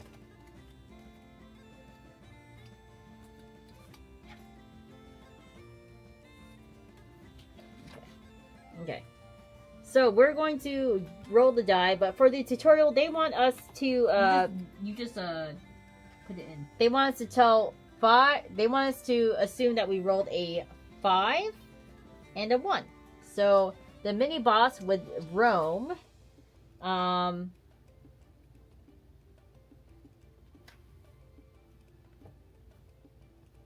Let's see. To hex 10. Oh my gosh. So this will go to hex 10. Boop. And we had to put a little token. And then hex 11. Bam, is where it would end up. So it actually went back right where it began. So it poops another token right here. So every time it goes to a little hex, it does an encounter token. Okay. So it basically spawns something. Yes. There. Okay. So now we're going to go ahead and move my light mage. I want to explore hex 4. Also, we forgot to flip over hex 3, so we're going to go ahead and do that. Bum, bum. So now we're going to do hex 4. And I think normally we would like take turns exploring, right? Mm-hmm. So now we're going to explore the hex by flipping it over and draw the top card on the exploration deck. We have a trash mob action card here. So because the exploration card revealed combat, now we must battle 2 trash mobs. So yeah, the exploration cards revealed 2 trash mobs, right? Yes. So, trash mobs, summon 2 trash mobs to battle. So, now we had to summon 2 trash mobs to battle. So, we're going to do the passive monster deck, which needs to be updated. We're going to roll. There is a monster attribute die. Let me find it. Is it in the boss bag? Or is it in the... It's in the... Check the boss bag, please. What does it look like? It looks like this. That. No, I do not see it here. Oh, whoops. I think it's in the tray. Oh, I see it. I see it. I'm just dumb. Dun, dun, dun, dun, dun. Here is the monster attribute die. So it has different faces. Okay. So we're going to roll the monster attribute die. We're going to determine what deck we're actually going to draw this from. So, the die result for us is aggressive. So we rolled a sword. Okay, so we're going to grab one from the aggressive deck. So we're going to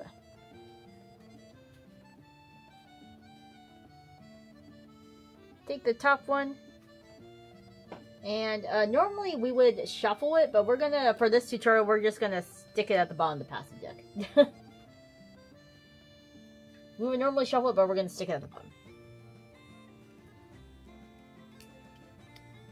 And then you would repeat this each time a trash mob is summoned. So, the aggressive and defensive cards increase the strength of the passive deck to help balance out the priors in the campaign. So. Okay. Alright, now we're going to summon the 2 trash mobs. The combat has occurred on Hex 4. So, we need to open the combat map binder and kind of find the combat for Hex 4 now.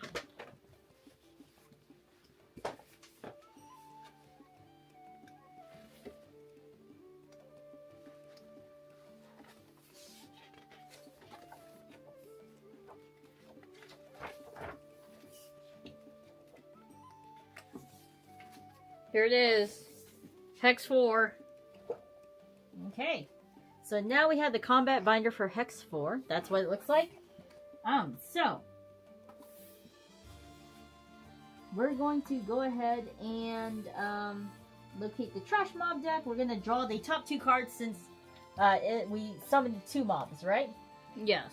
So we drew the Light Spirit and the Solar Drake. So those are the 2 cards we're gonna face off against. Can I see them? Yep. Okay. So we're gonna place the Drake card to the left of the Light Spirit card. The Solar Drake has more agility, so that's why we make it go first. So agility 9. What? Agility 9 versus agility 3. Okay? So we're going to place them near the light scenario binder. I guess we can just put them... I'm trying to figure out a good place to do this. Hold on, let me see if I can...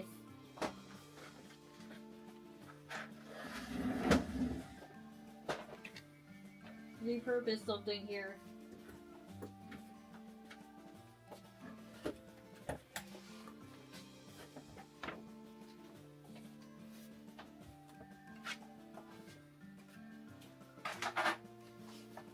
So basically, we have the overworld, which is the hexes, and then we actually have the actual hex fight inside the booklet. So it goes like that. Okay? Yep. Alright. We can take turns, like, holding stuff. Okay?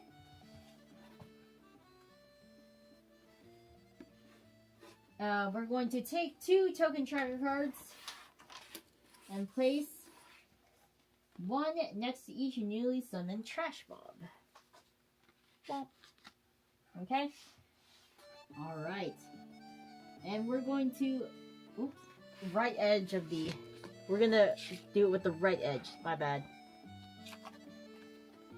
So like this. So kind of... It almost looks kind of like our hero setup. Here, let me... Do you want me to remove the pins from here? Yeah, it's fine. Okay. So they're gonna be like that. Okay? Alright.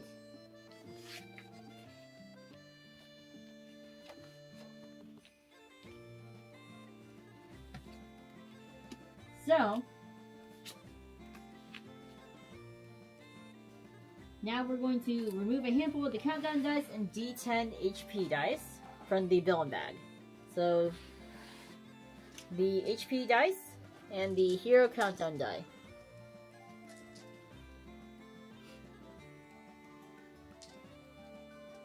The hero countdown die should be green, correct? Or the villain countdown die. So, it would be 4 D10 HP dice. So, like... Okay, got it, yeah. Okay. So we're going to place the 2 D10 HP dice at the top to represent the mob health. So, for example, this has 20. Wow. It's powerful. So, 20. Like that. 20. And then the other one will be at 18.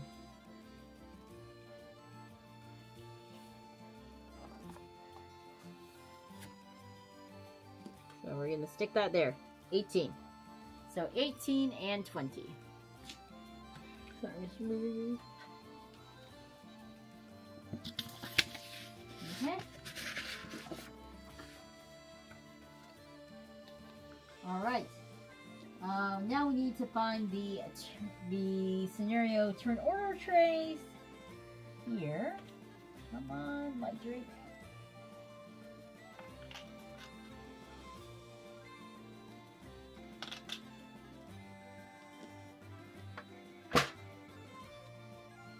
And the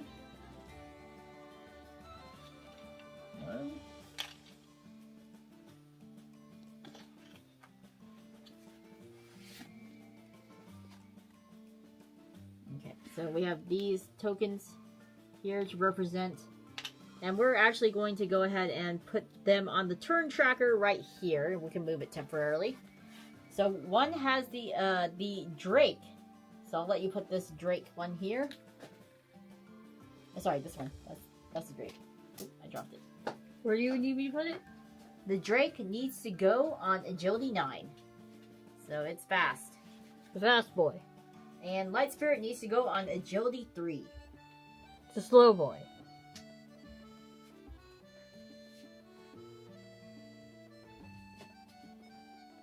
Okay. Alright. So if, let's say we have 2 units of, like, the same agility, you would use a D6 roll to break the tie. The winner chooses to act toward an opponent. Okay? Alright. And then we would also do the standee as well. Come on. So we got the Drake.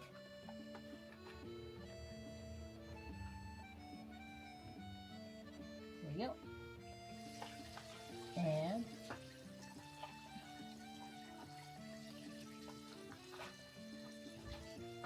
these standees are a little harder to get out. Trying to get the mana worm out here, and you know what? F it. We're gonna use one of these bad boys. Here. Do you want me to help you get it out? Which No, one? I got it.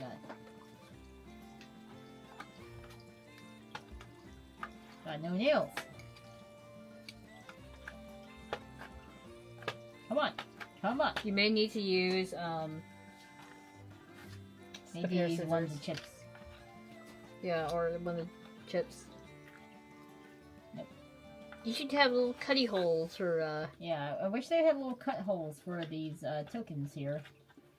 Because it is hard for me to get stuff out right now. We're just gonna use one of these. We don't have time. Ta-da! It is not quite accurate, but we're gonna do it. We're just using one of these in the meantime, because, like, we can't get it out.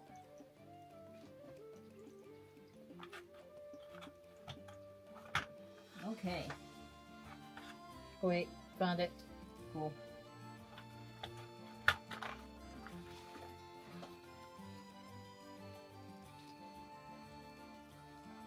Alright.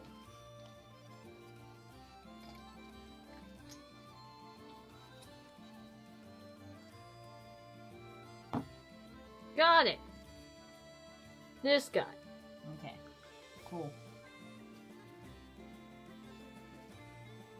So what we're going to do now is we're going to plonk our heroes onto the combat map. Right? So we have green number circles on the combat map here. Let's see if we can show them to you. Needs to be the other way. Other way around, sorry. Green numbered circles at the bottom right here. So we will plonk our characters onto those circles. Who has the higher agility? I think you do. Yes, I am first, according to this here. I have 7 agility, and then Yuki. So I will plonk myself on...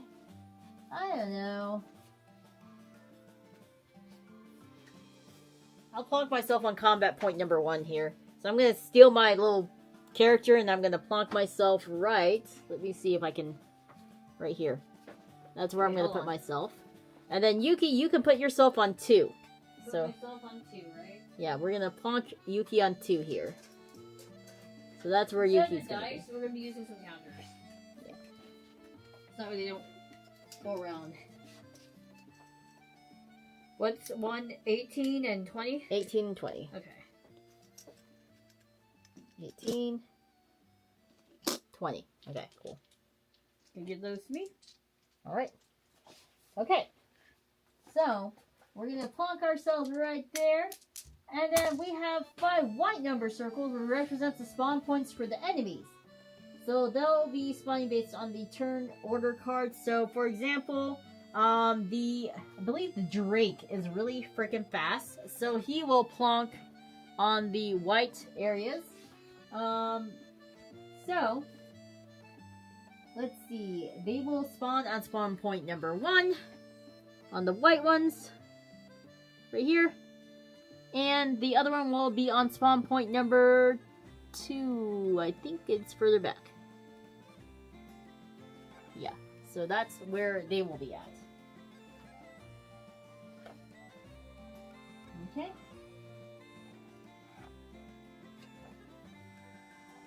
Alright. We have a round tracking die on the top of on the top right corner. At the combat mat, you'll see a level that says Hex 4. Obviously, that's what it says. I'm gonna have you hold that. Just beneath it is the map's favorite text. The text provides a bit of lore and insight until the combat's mechanics will function. So the flavor text for this one says, At the heart of the battlefield stands the solar altar, a radiant monument to an ancient power. The golden glow dances across the land, warming the bold and dazzling the unwary. The radiant light grants an aura of freedom, allowing those who stand near it to move with ease. So, there is a mechanic on here that you can move a little better if you're near the altar.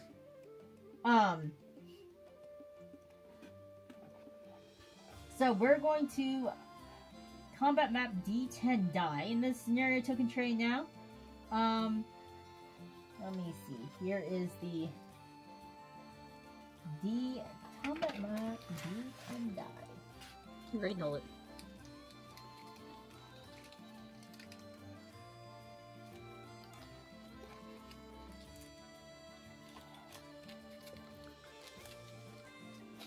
Also, there's a really fancy eyeball die here. Really? Yeah.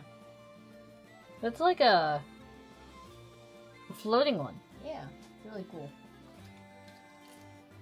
So, so we're gonna actually just use one of these health dies, and we're gonna set to round 1. So, 1 to indicate round 1. Yep. Okay. Come on. There we go. Round 1. Okay.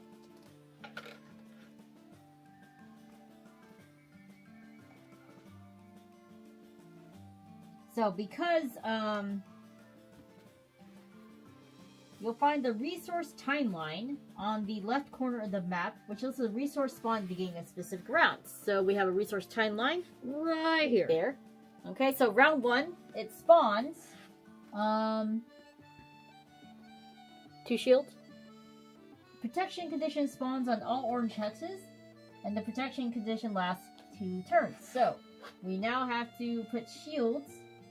There's only 1 orange hex, and it's currently occupied by the light mage, actually. Teehee. Yep. So, I gain the protection condition. So I'm going to locate the protection condition token.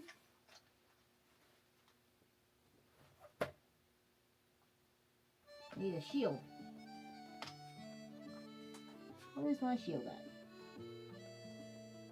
That's the hard part, is finding all the shield tokens. There's a lot of tokens. Is it over here in the scenario, or is it over there in the... Oh, I found it.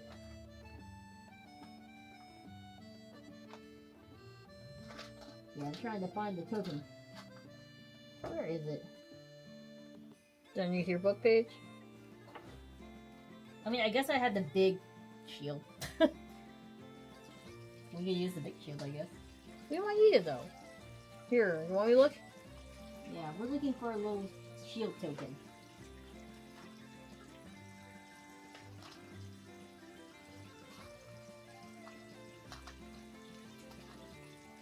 If not, we'll use a temporary one. Found it. Okay, so because so I am on the hex with the shield token, right? The shield thing? Protection, yeah.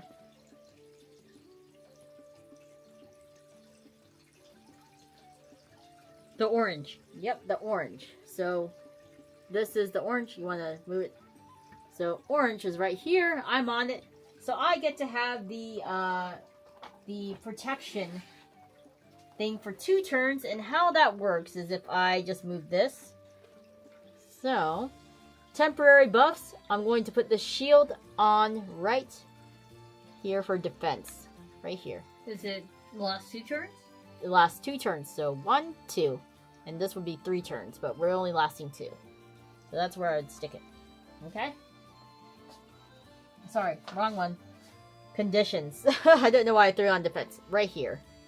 There.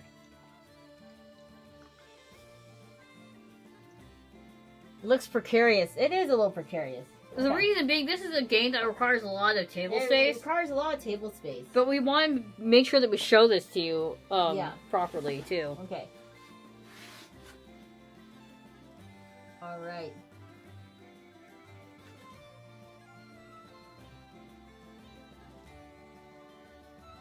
So we're going to place 2 cubes from the scenario token tray onto the solar altar hex. Because we have 2 heroes, by the way. So the solar altar hex is... The one with the yellow? The one with the yellow. Because it definitely looks like an altar to me. So we're going to throw that there. Okay? Alright.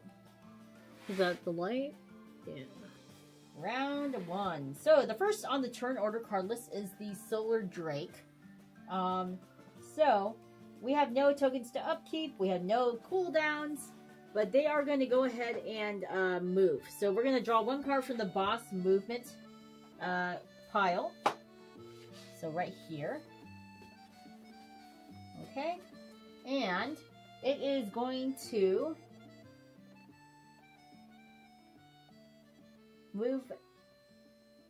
The movement effect will trigger on the first spell the Drake casts on this turn last to the end turn. So, during the main phase here, the trash mobs cast spells to attack their enemies. The Solar Drake only has 1 spell, so the Solar Drake will cast Flare Beam, which targets up to 3 enemies. The people. The Light Mage, and obviously us. The cooldown is 0. Meaning he can reuse cast it. Sorry, I'm trying to get this to focus. Focus! Meaning he can cast it at any time. It's right here, right here. It deals 5 damage, which has a plus intellect attack modifier. Meaning the Solar Drake's intellect stats will get added to the attack. So, for example, the Solar Drake has 8 intellect, so the total becomes 8 plus 5 equals 13. Oh my god, that's a lot. I know, he deals a lot of damage. This is a melee attack, and the Solar Drake is more than 3 hexes away from both targets, so it does have a -1 damage penalty from the damage multipliers. So the final damage would be 12 damage. So now what we're going to do is we're going to resolve the damage that we're going to take. I have a defense stat of 5. So I can absorb 5 of the total damage, so I would take 7 damage. Whoa! But I have the protection token, which reduces the damage by 50%. So 50% of 7 is 3.5. We round it up to 4. So I will be negating 4 damage. So I only take 3 damage. So I'm going to update my damage onto here. So I have 41 health, I do believe. Okay. Now Yuki, you have a defense stat of... You have a defense stat of, actually... 6. 6. So, you will absorb 6 of the 12 damage. So you will only take 6 damage. Please update my king, because I'm holding the board.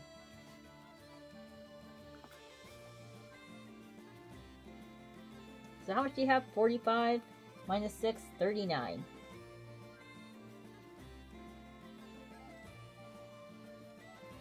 Okay. I'm still doing good. I'm still healthy. You're still healthy. Okay, the Solar Drake gains Taunt for 3 turns because he has a bonus spell effect on his thing. So we need to do the Taunt condition token on the token tracking card. And you can see it on the spell area where it says, you gain taunt for 3 turns. So basically the way that you read the card spells is you do one part and then the second part. Yes.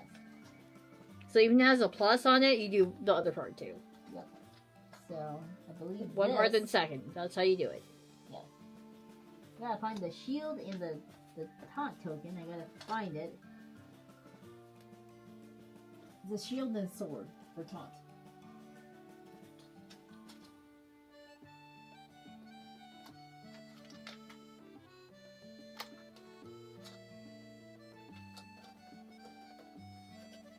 I know, I just saw it here. I know, I literally just saw it.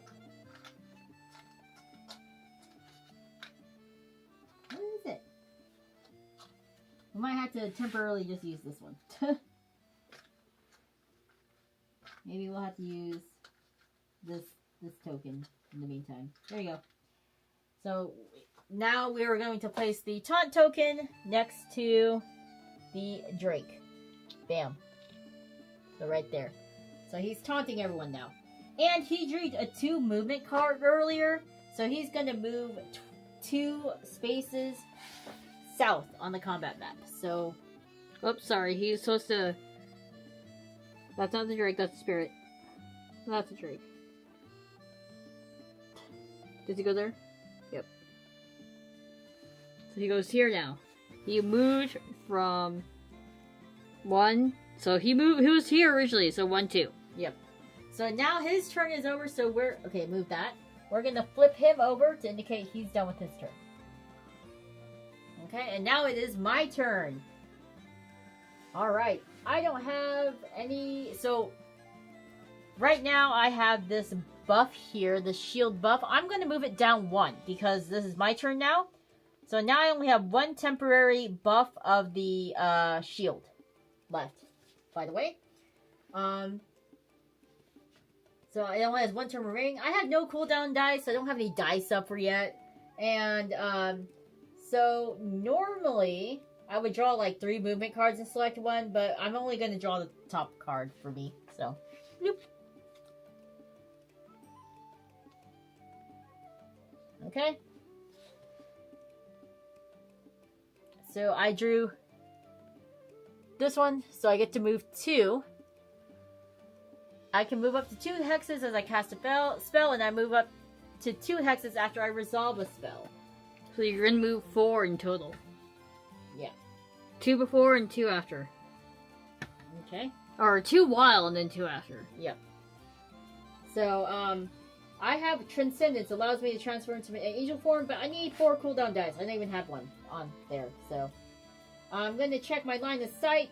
Do I have line of sight to any mobs? Unfortunately, I do not. I got the altar kind of in the way. In the way. So I'm going to go ahead and cast Gratitude, which is a support spell. So I'm going to cast that. Gratitude is on my board. Where is it? Right here. So it goes to 1 person. Let me see if I can bring the board. It's indicated by the green person. Indicated by the green person. Oh my god. Oh my god. Okay. Indicated by the green person, Gratitude. Just threw my counter. And it will place a cooldown die with value of 3 on the spell. So I need to... It'll be 3 turns before I can use the spell again, by the way. So I'm going to stick that there. It's a support spell.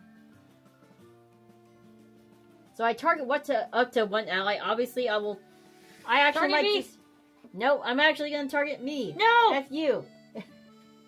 I can actually move 2 hexes as I cast a spell. So let me go ahead and move actually 2 hexes to the east.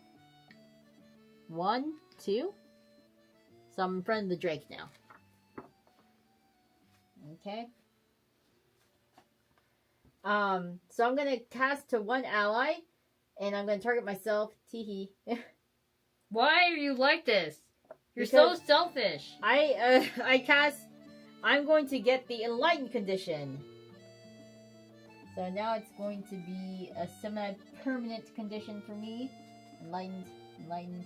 There it is. And I'm going to stick that here. You said semi-permanent condition? If it's semi-permanent, I'm gonna go here. Yep. So I get enlightened for turn here. For how long? 3 or... Let's see.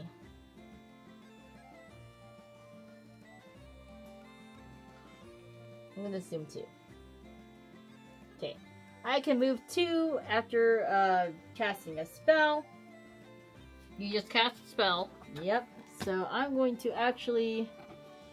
Wait, where was I? I was gonna... 1, 2... You're right in front of him. You were literally right here. Uh-huh. So I'm going to want to end up... It says I end up on the turquoise one. So I'm going to end up there. Okay? Oh, I know why. Because, okay, when you end up here, right? Uh-huh. There is no hexes on the binding, so you go 1, 2. Yep, exactly. And that's the end of my turn. Yay! Now it is Yuki's turn. Okay, so for my upkeep, I gotta set up all of my little PlayStation icons. Okay. I have no cooldowns. Yep. And you will draw a movement card, so Yuki will draw from her little deck. And Yuki can move 1 hex as I cast a spell, 1 hex after you cast a spell.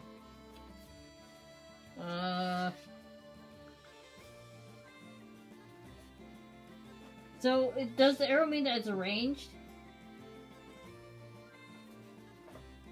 Yes. How far is the range? Like, 2 hexes? The range for your attack... Let me double check.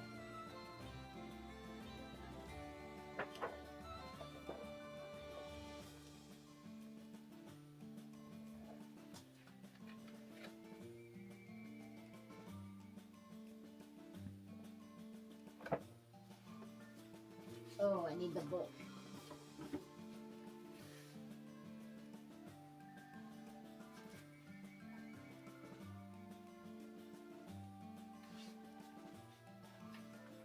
That spell me range.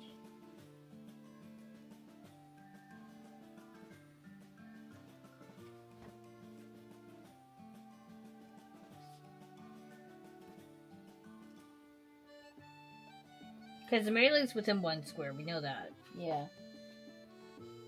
That's why I'm double checking here. But I believe it's 2. Yeah. Is it 2?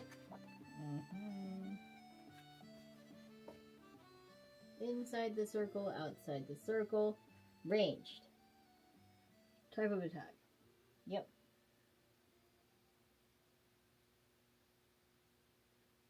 There should be a quick reference card, apparently. Let me just grab it. Oh, where's your hero thing? Your hero reference. Hold that.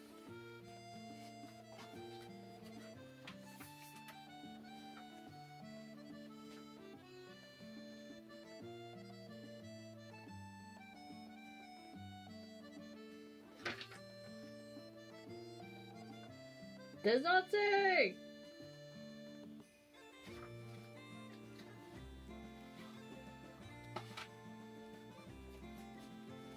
I would assume you have to have like a range of 2 or something.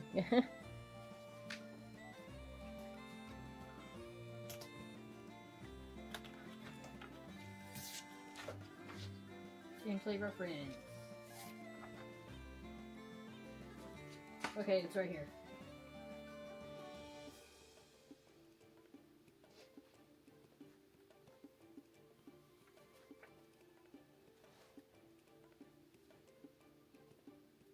We're gonna assume it's 2. Okay. So unfortunately, Yuki, you are not Within 2. you are not within distance of sniping. Right? Nope. So I'm gonna have to use a support skill. So I'm gonna go ahead and use a Veteran's Command. And I'm only gonna affect myself, I think. Oh, where did you want to move? You can move one. So move one. Move one. Yeah. And then you're gonna cast, and then you can move another one. So I'm gonna get +1 strength and +1 agility for 3 turns. So that'll be a temporary buff for me.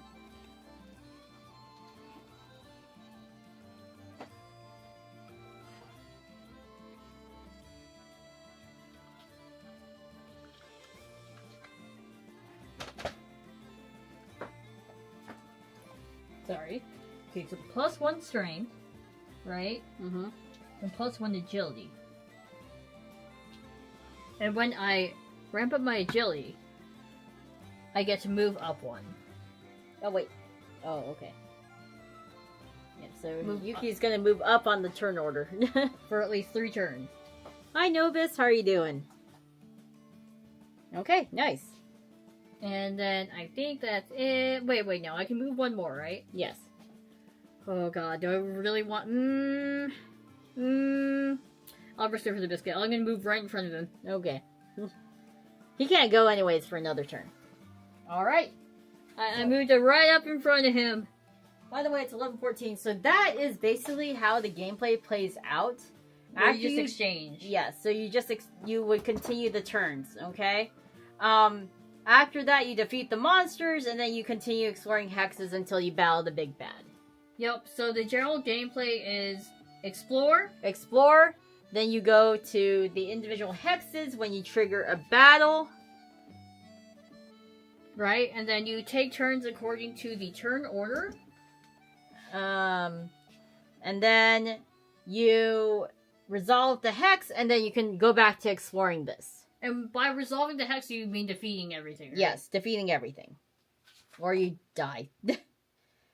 And as you defeat things, you would gain some levels, you gain some loot, and then you go through it. So hopefully that gives you guys a good idea of how the gameplay is. Just be warned that this does take quite a lot of space. Yes. On your table. So you may want to prepare for that. Especially if you have 6 players. But this is a great game to play if you have friends. Yes. And there's a lot of strategy that you can do. Mm-hmm. Because a lot of your skills have synergy. Yeah. I like the fact that they also have, like, cooldowns on the spell. You can track them. You can't just spam one spell over and over. Yeah. Mm-hmm. And they also... the agility system is really cool. It reminds me a lot of a old school JRPG. Mm-hmm. Right? Yeah. Except with some Fire Emblem mixed in, because you get to move around physically in hexes, too. Right. I don't know when these hexes became messed up, but they were supposed to be like that. But I think we've been moving stuff around, so the hexes have been, you know. So it should be like that.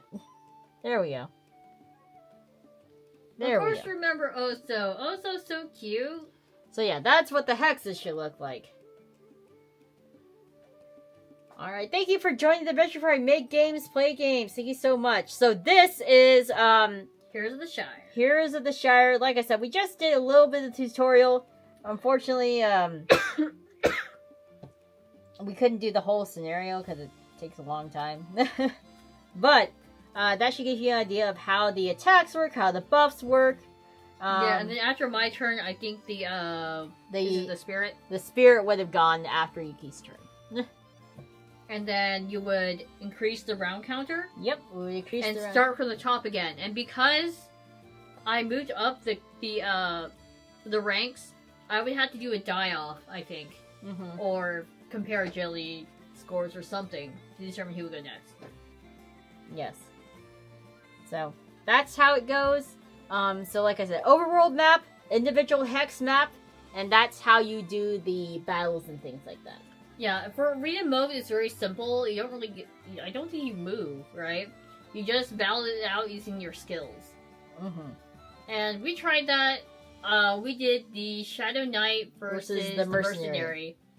And I think I I damaged Yuna pretty badly. Yeah, she got me pretty good within the first few rounds.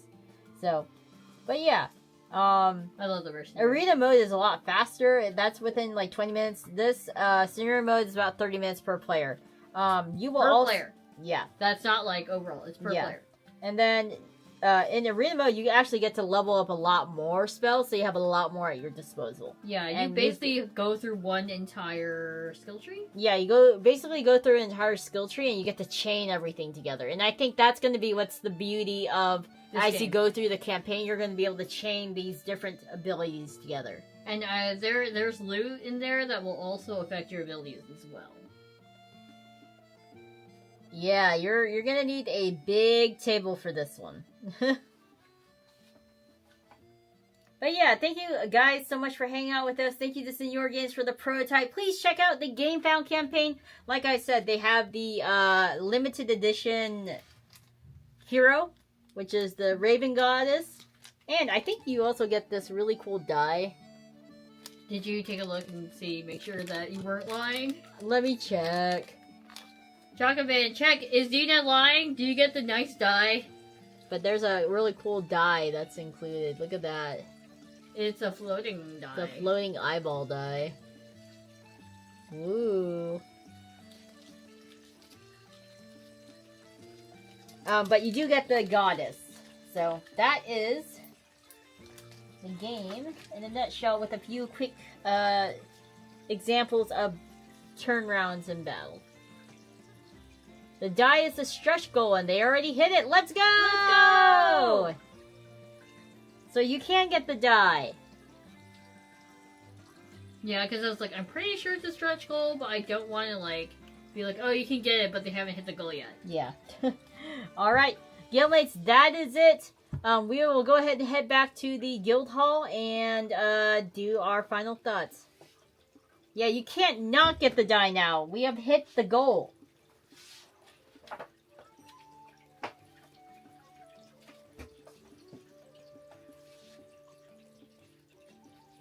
Okay, we're back.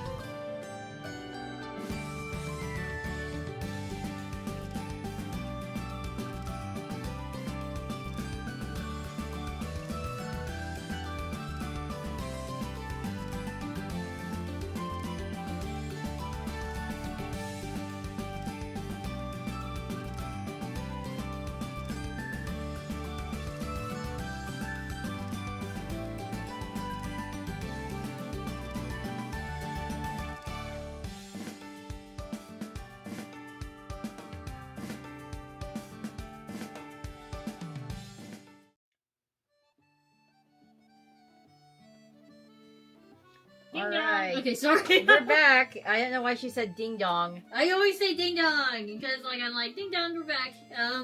Anyways, Guildmates, what do you think of the game? It is pretty intense. Like I said, that hex was literally just one hex out of the many. Yep. So it really is. It feels like Final Fantasy in board game format. You're exploring and you get into the battle screen. Yeah.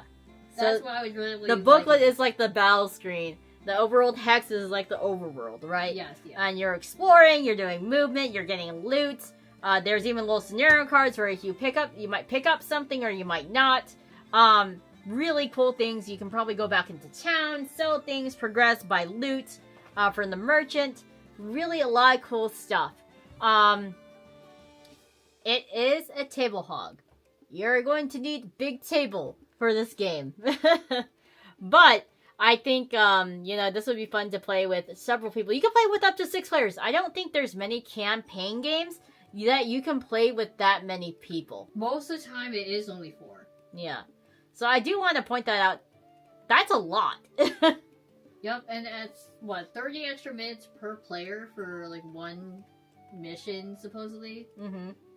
That's at least 3 hours. Yeah. If you have a full table. Yeah. And I can only imagine how fun it would be. Yeah. With having 6 friends around just playing with you. But yeah. Like I said, it can get a little tedious with the setup, but I think most campaign games are kind of like that, to be honest. Also, the reason why it was more tedious this time is because we were following the tutorial and we wanted to show you properly how things would run. Yeah. Of course, you know, we had pre-seeded cards and we skipped a few steps, but you kind of get the gist. And also, like I said, there's 2 modes. You can do arena or campaign. And I think Chocomin said that there might be solo rules. So that's really cool as well. If you don't have friends, play by yourself. But yeah.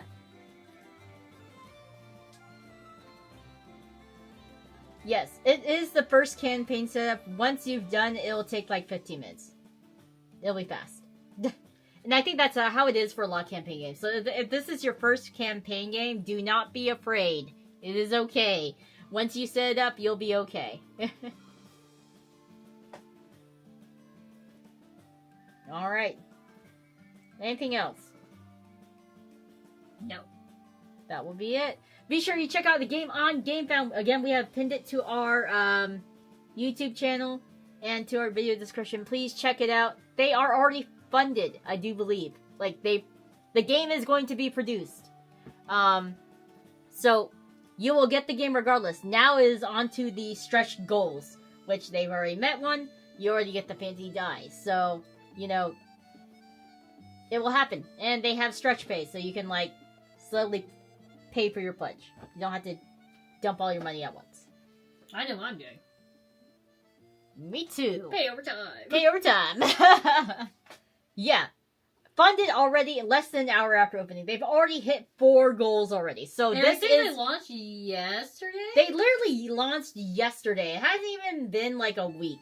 And they launched yesterday. And they still have plenty of time to hit the other stretch goals. Yeah, they already hit 4 goals already. So, no reason not to back it. Do not worry about the game not fulfilling. They've already delivered their previous Kickstarters. So, this is not a new company. They've already produced a few games. So, please do not worry. Anyways, Guildmates, that is it for this stream. As far as quests, as you know, Yuki's computer is out of commission. It will maybe be hightail on Friday. Sorry that we have less streams this week. Until Yuki's computer gets fixed, we're kind of guerrilla streaming. Yep. And this may also push back our anniversary a little bit, so we apologize for that too. Depending on, I'm taking my computer in hopefully tomorrow, so we may also have some guerrilla streams next week. I'm going to try my best. Thank you so much for funding that laptop. I'm going to see if I can set it up so that I can start streaming again. Yeah. At the very least. Yeah, at the very least. We literally got the new laptop today, so we are going to work on getting it set up for the next few streams. Yes, this is like their 8th game. You'll be okay. I promise. They put out good things. They put out good things. It makes you kind of want to check out the earlier games, too, so we can have, like, multiple sets to play with. You can choose your characters. Like I said, I just love the fact that Heroes of the Shire has so many characters. There's 20 oh characters. My god. There's so many. You will find some class that you like. And these characters all have different paths that you can take. It's literally like playing an MMORPG or a JRPG. I love it.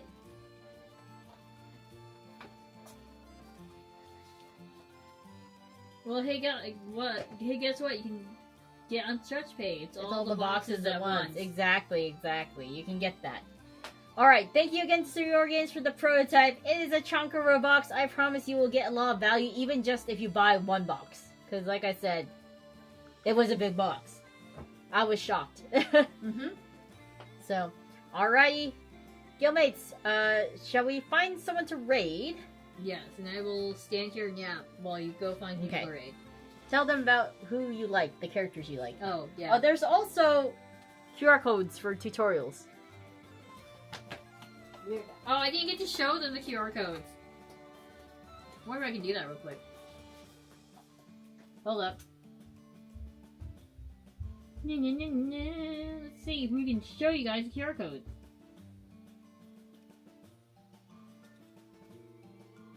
Woo! So the QR codes. Video tutorials.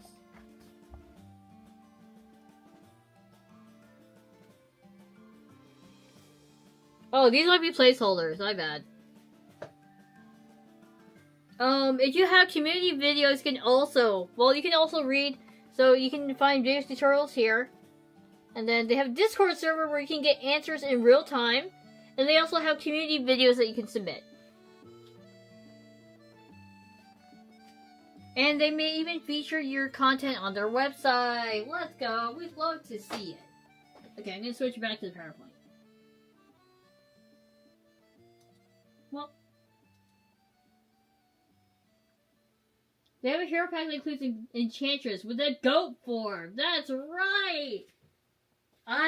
If they ever include like a werewolf, it's over for me.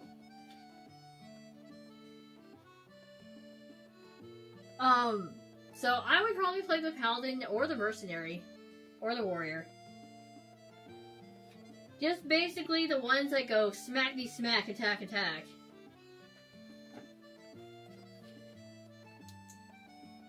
I'm definitely not really a spell person. Okay, so we're reading a Matsuki Luni.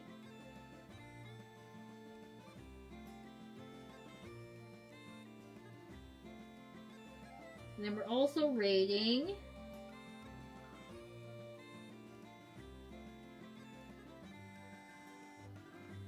who are we rating on YouTube? Waiting for the Yuna to come back.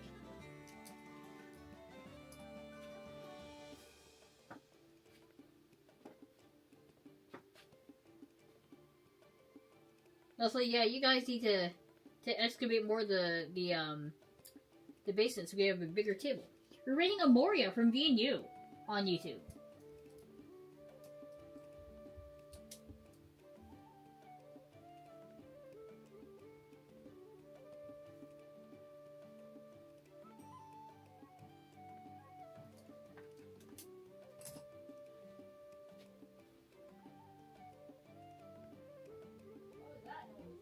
What was what noise? I didn't hear anything. No? I didn't hear anything. What noise? Oh, I thought you made a weird noise. What? Like a weird noise here? Yeah. Down here that you can hear on the stairs? Maybe? No, I didn't say anything. Okay. You're starting to hallucinate, friendo. Alright. We're rating Amoria from VNU on YouTube and Musky Looney on Twitch. Thank you guys so much. Again, please check out the game found for Heroes of the Shire. Already funded! Already funded! My goodness, can't talk anymore. Anyways, are you ready? Yeah. The countdown. 3, 2, 1. Quest complete! Bye guys! Bye-bye!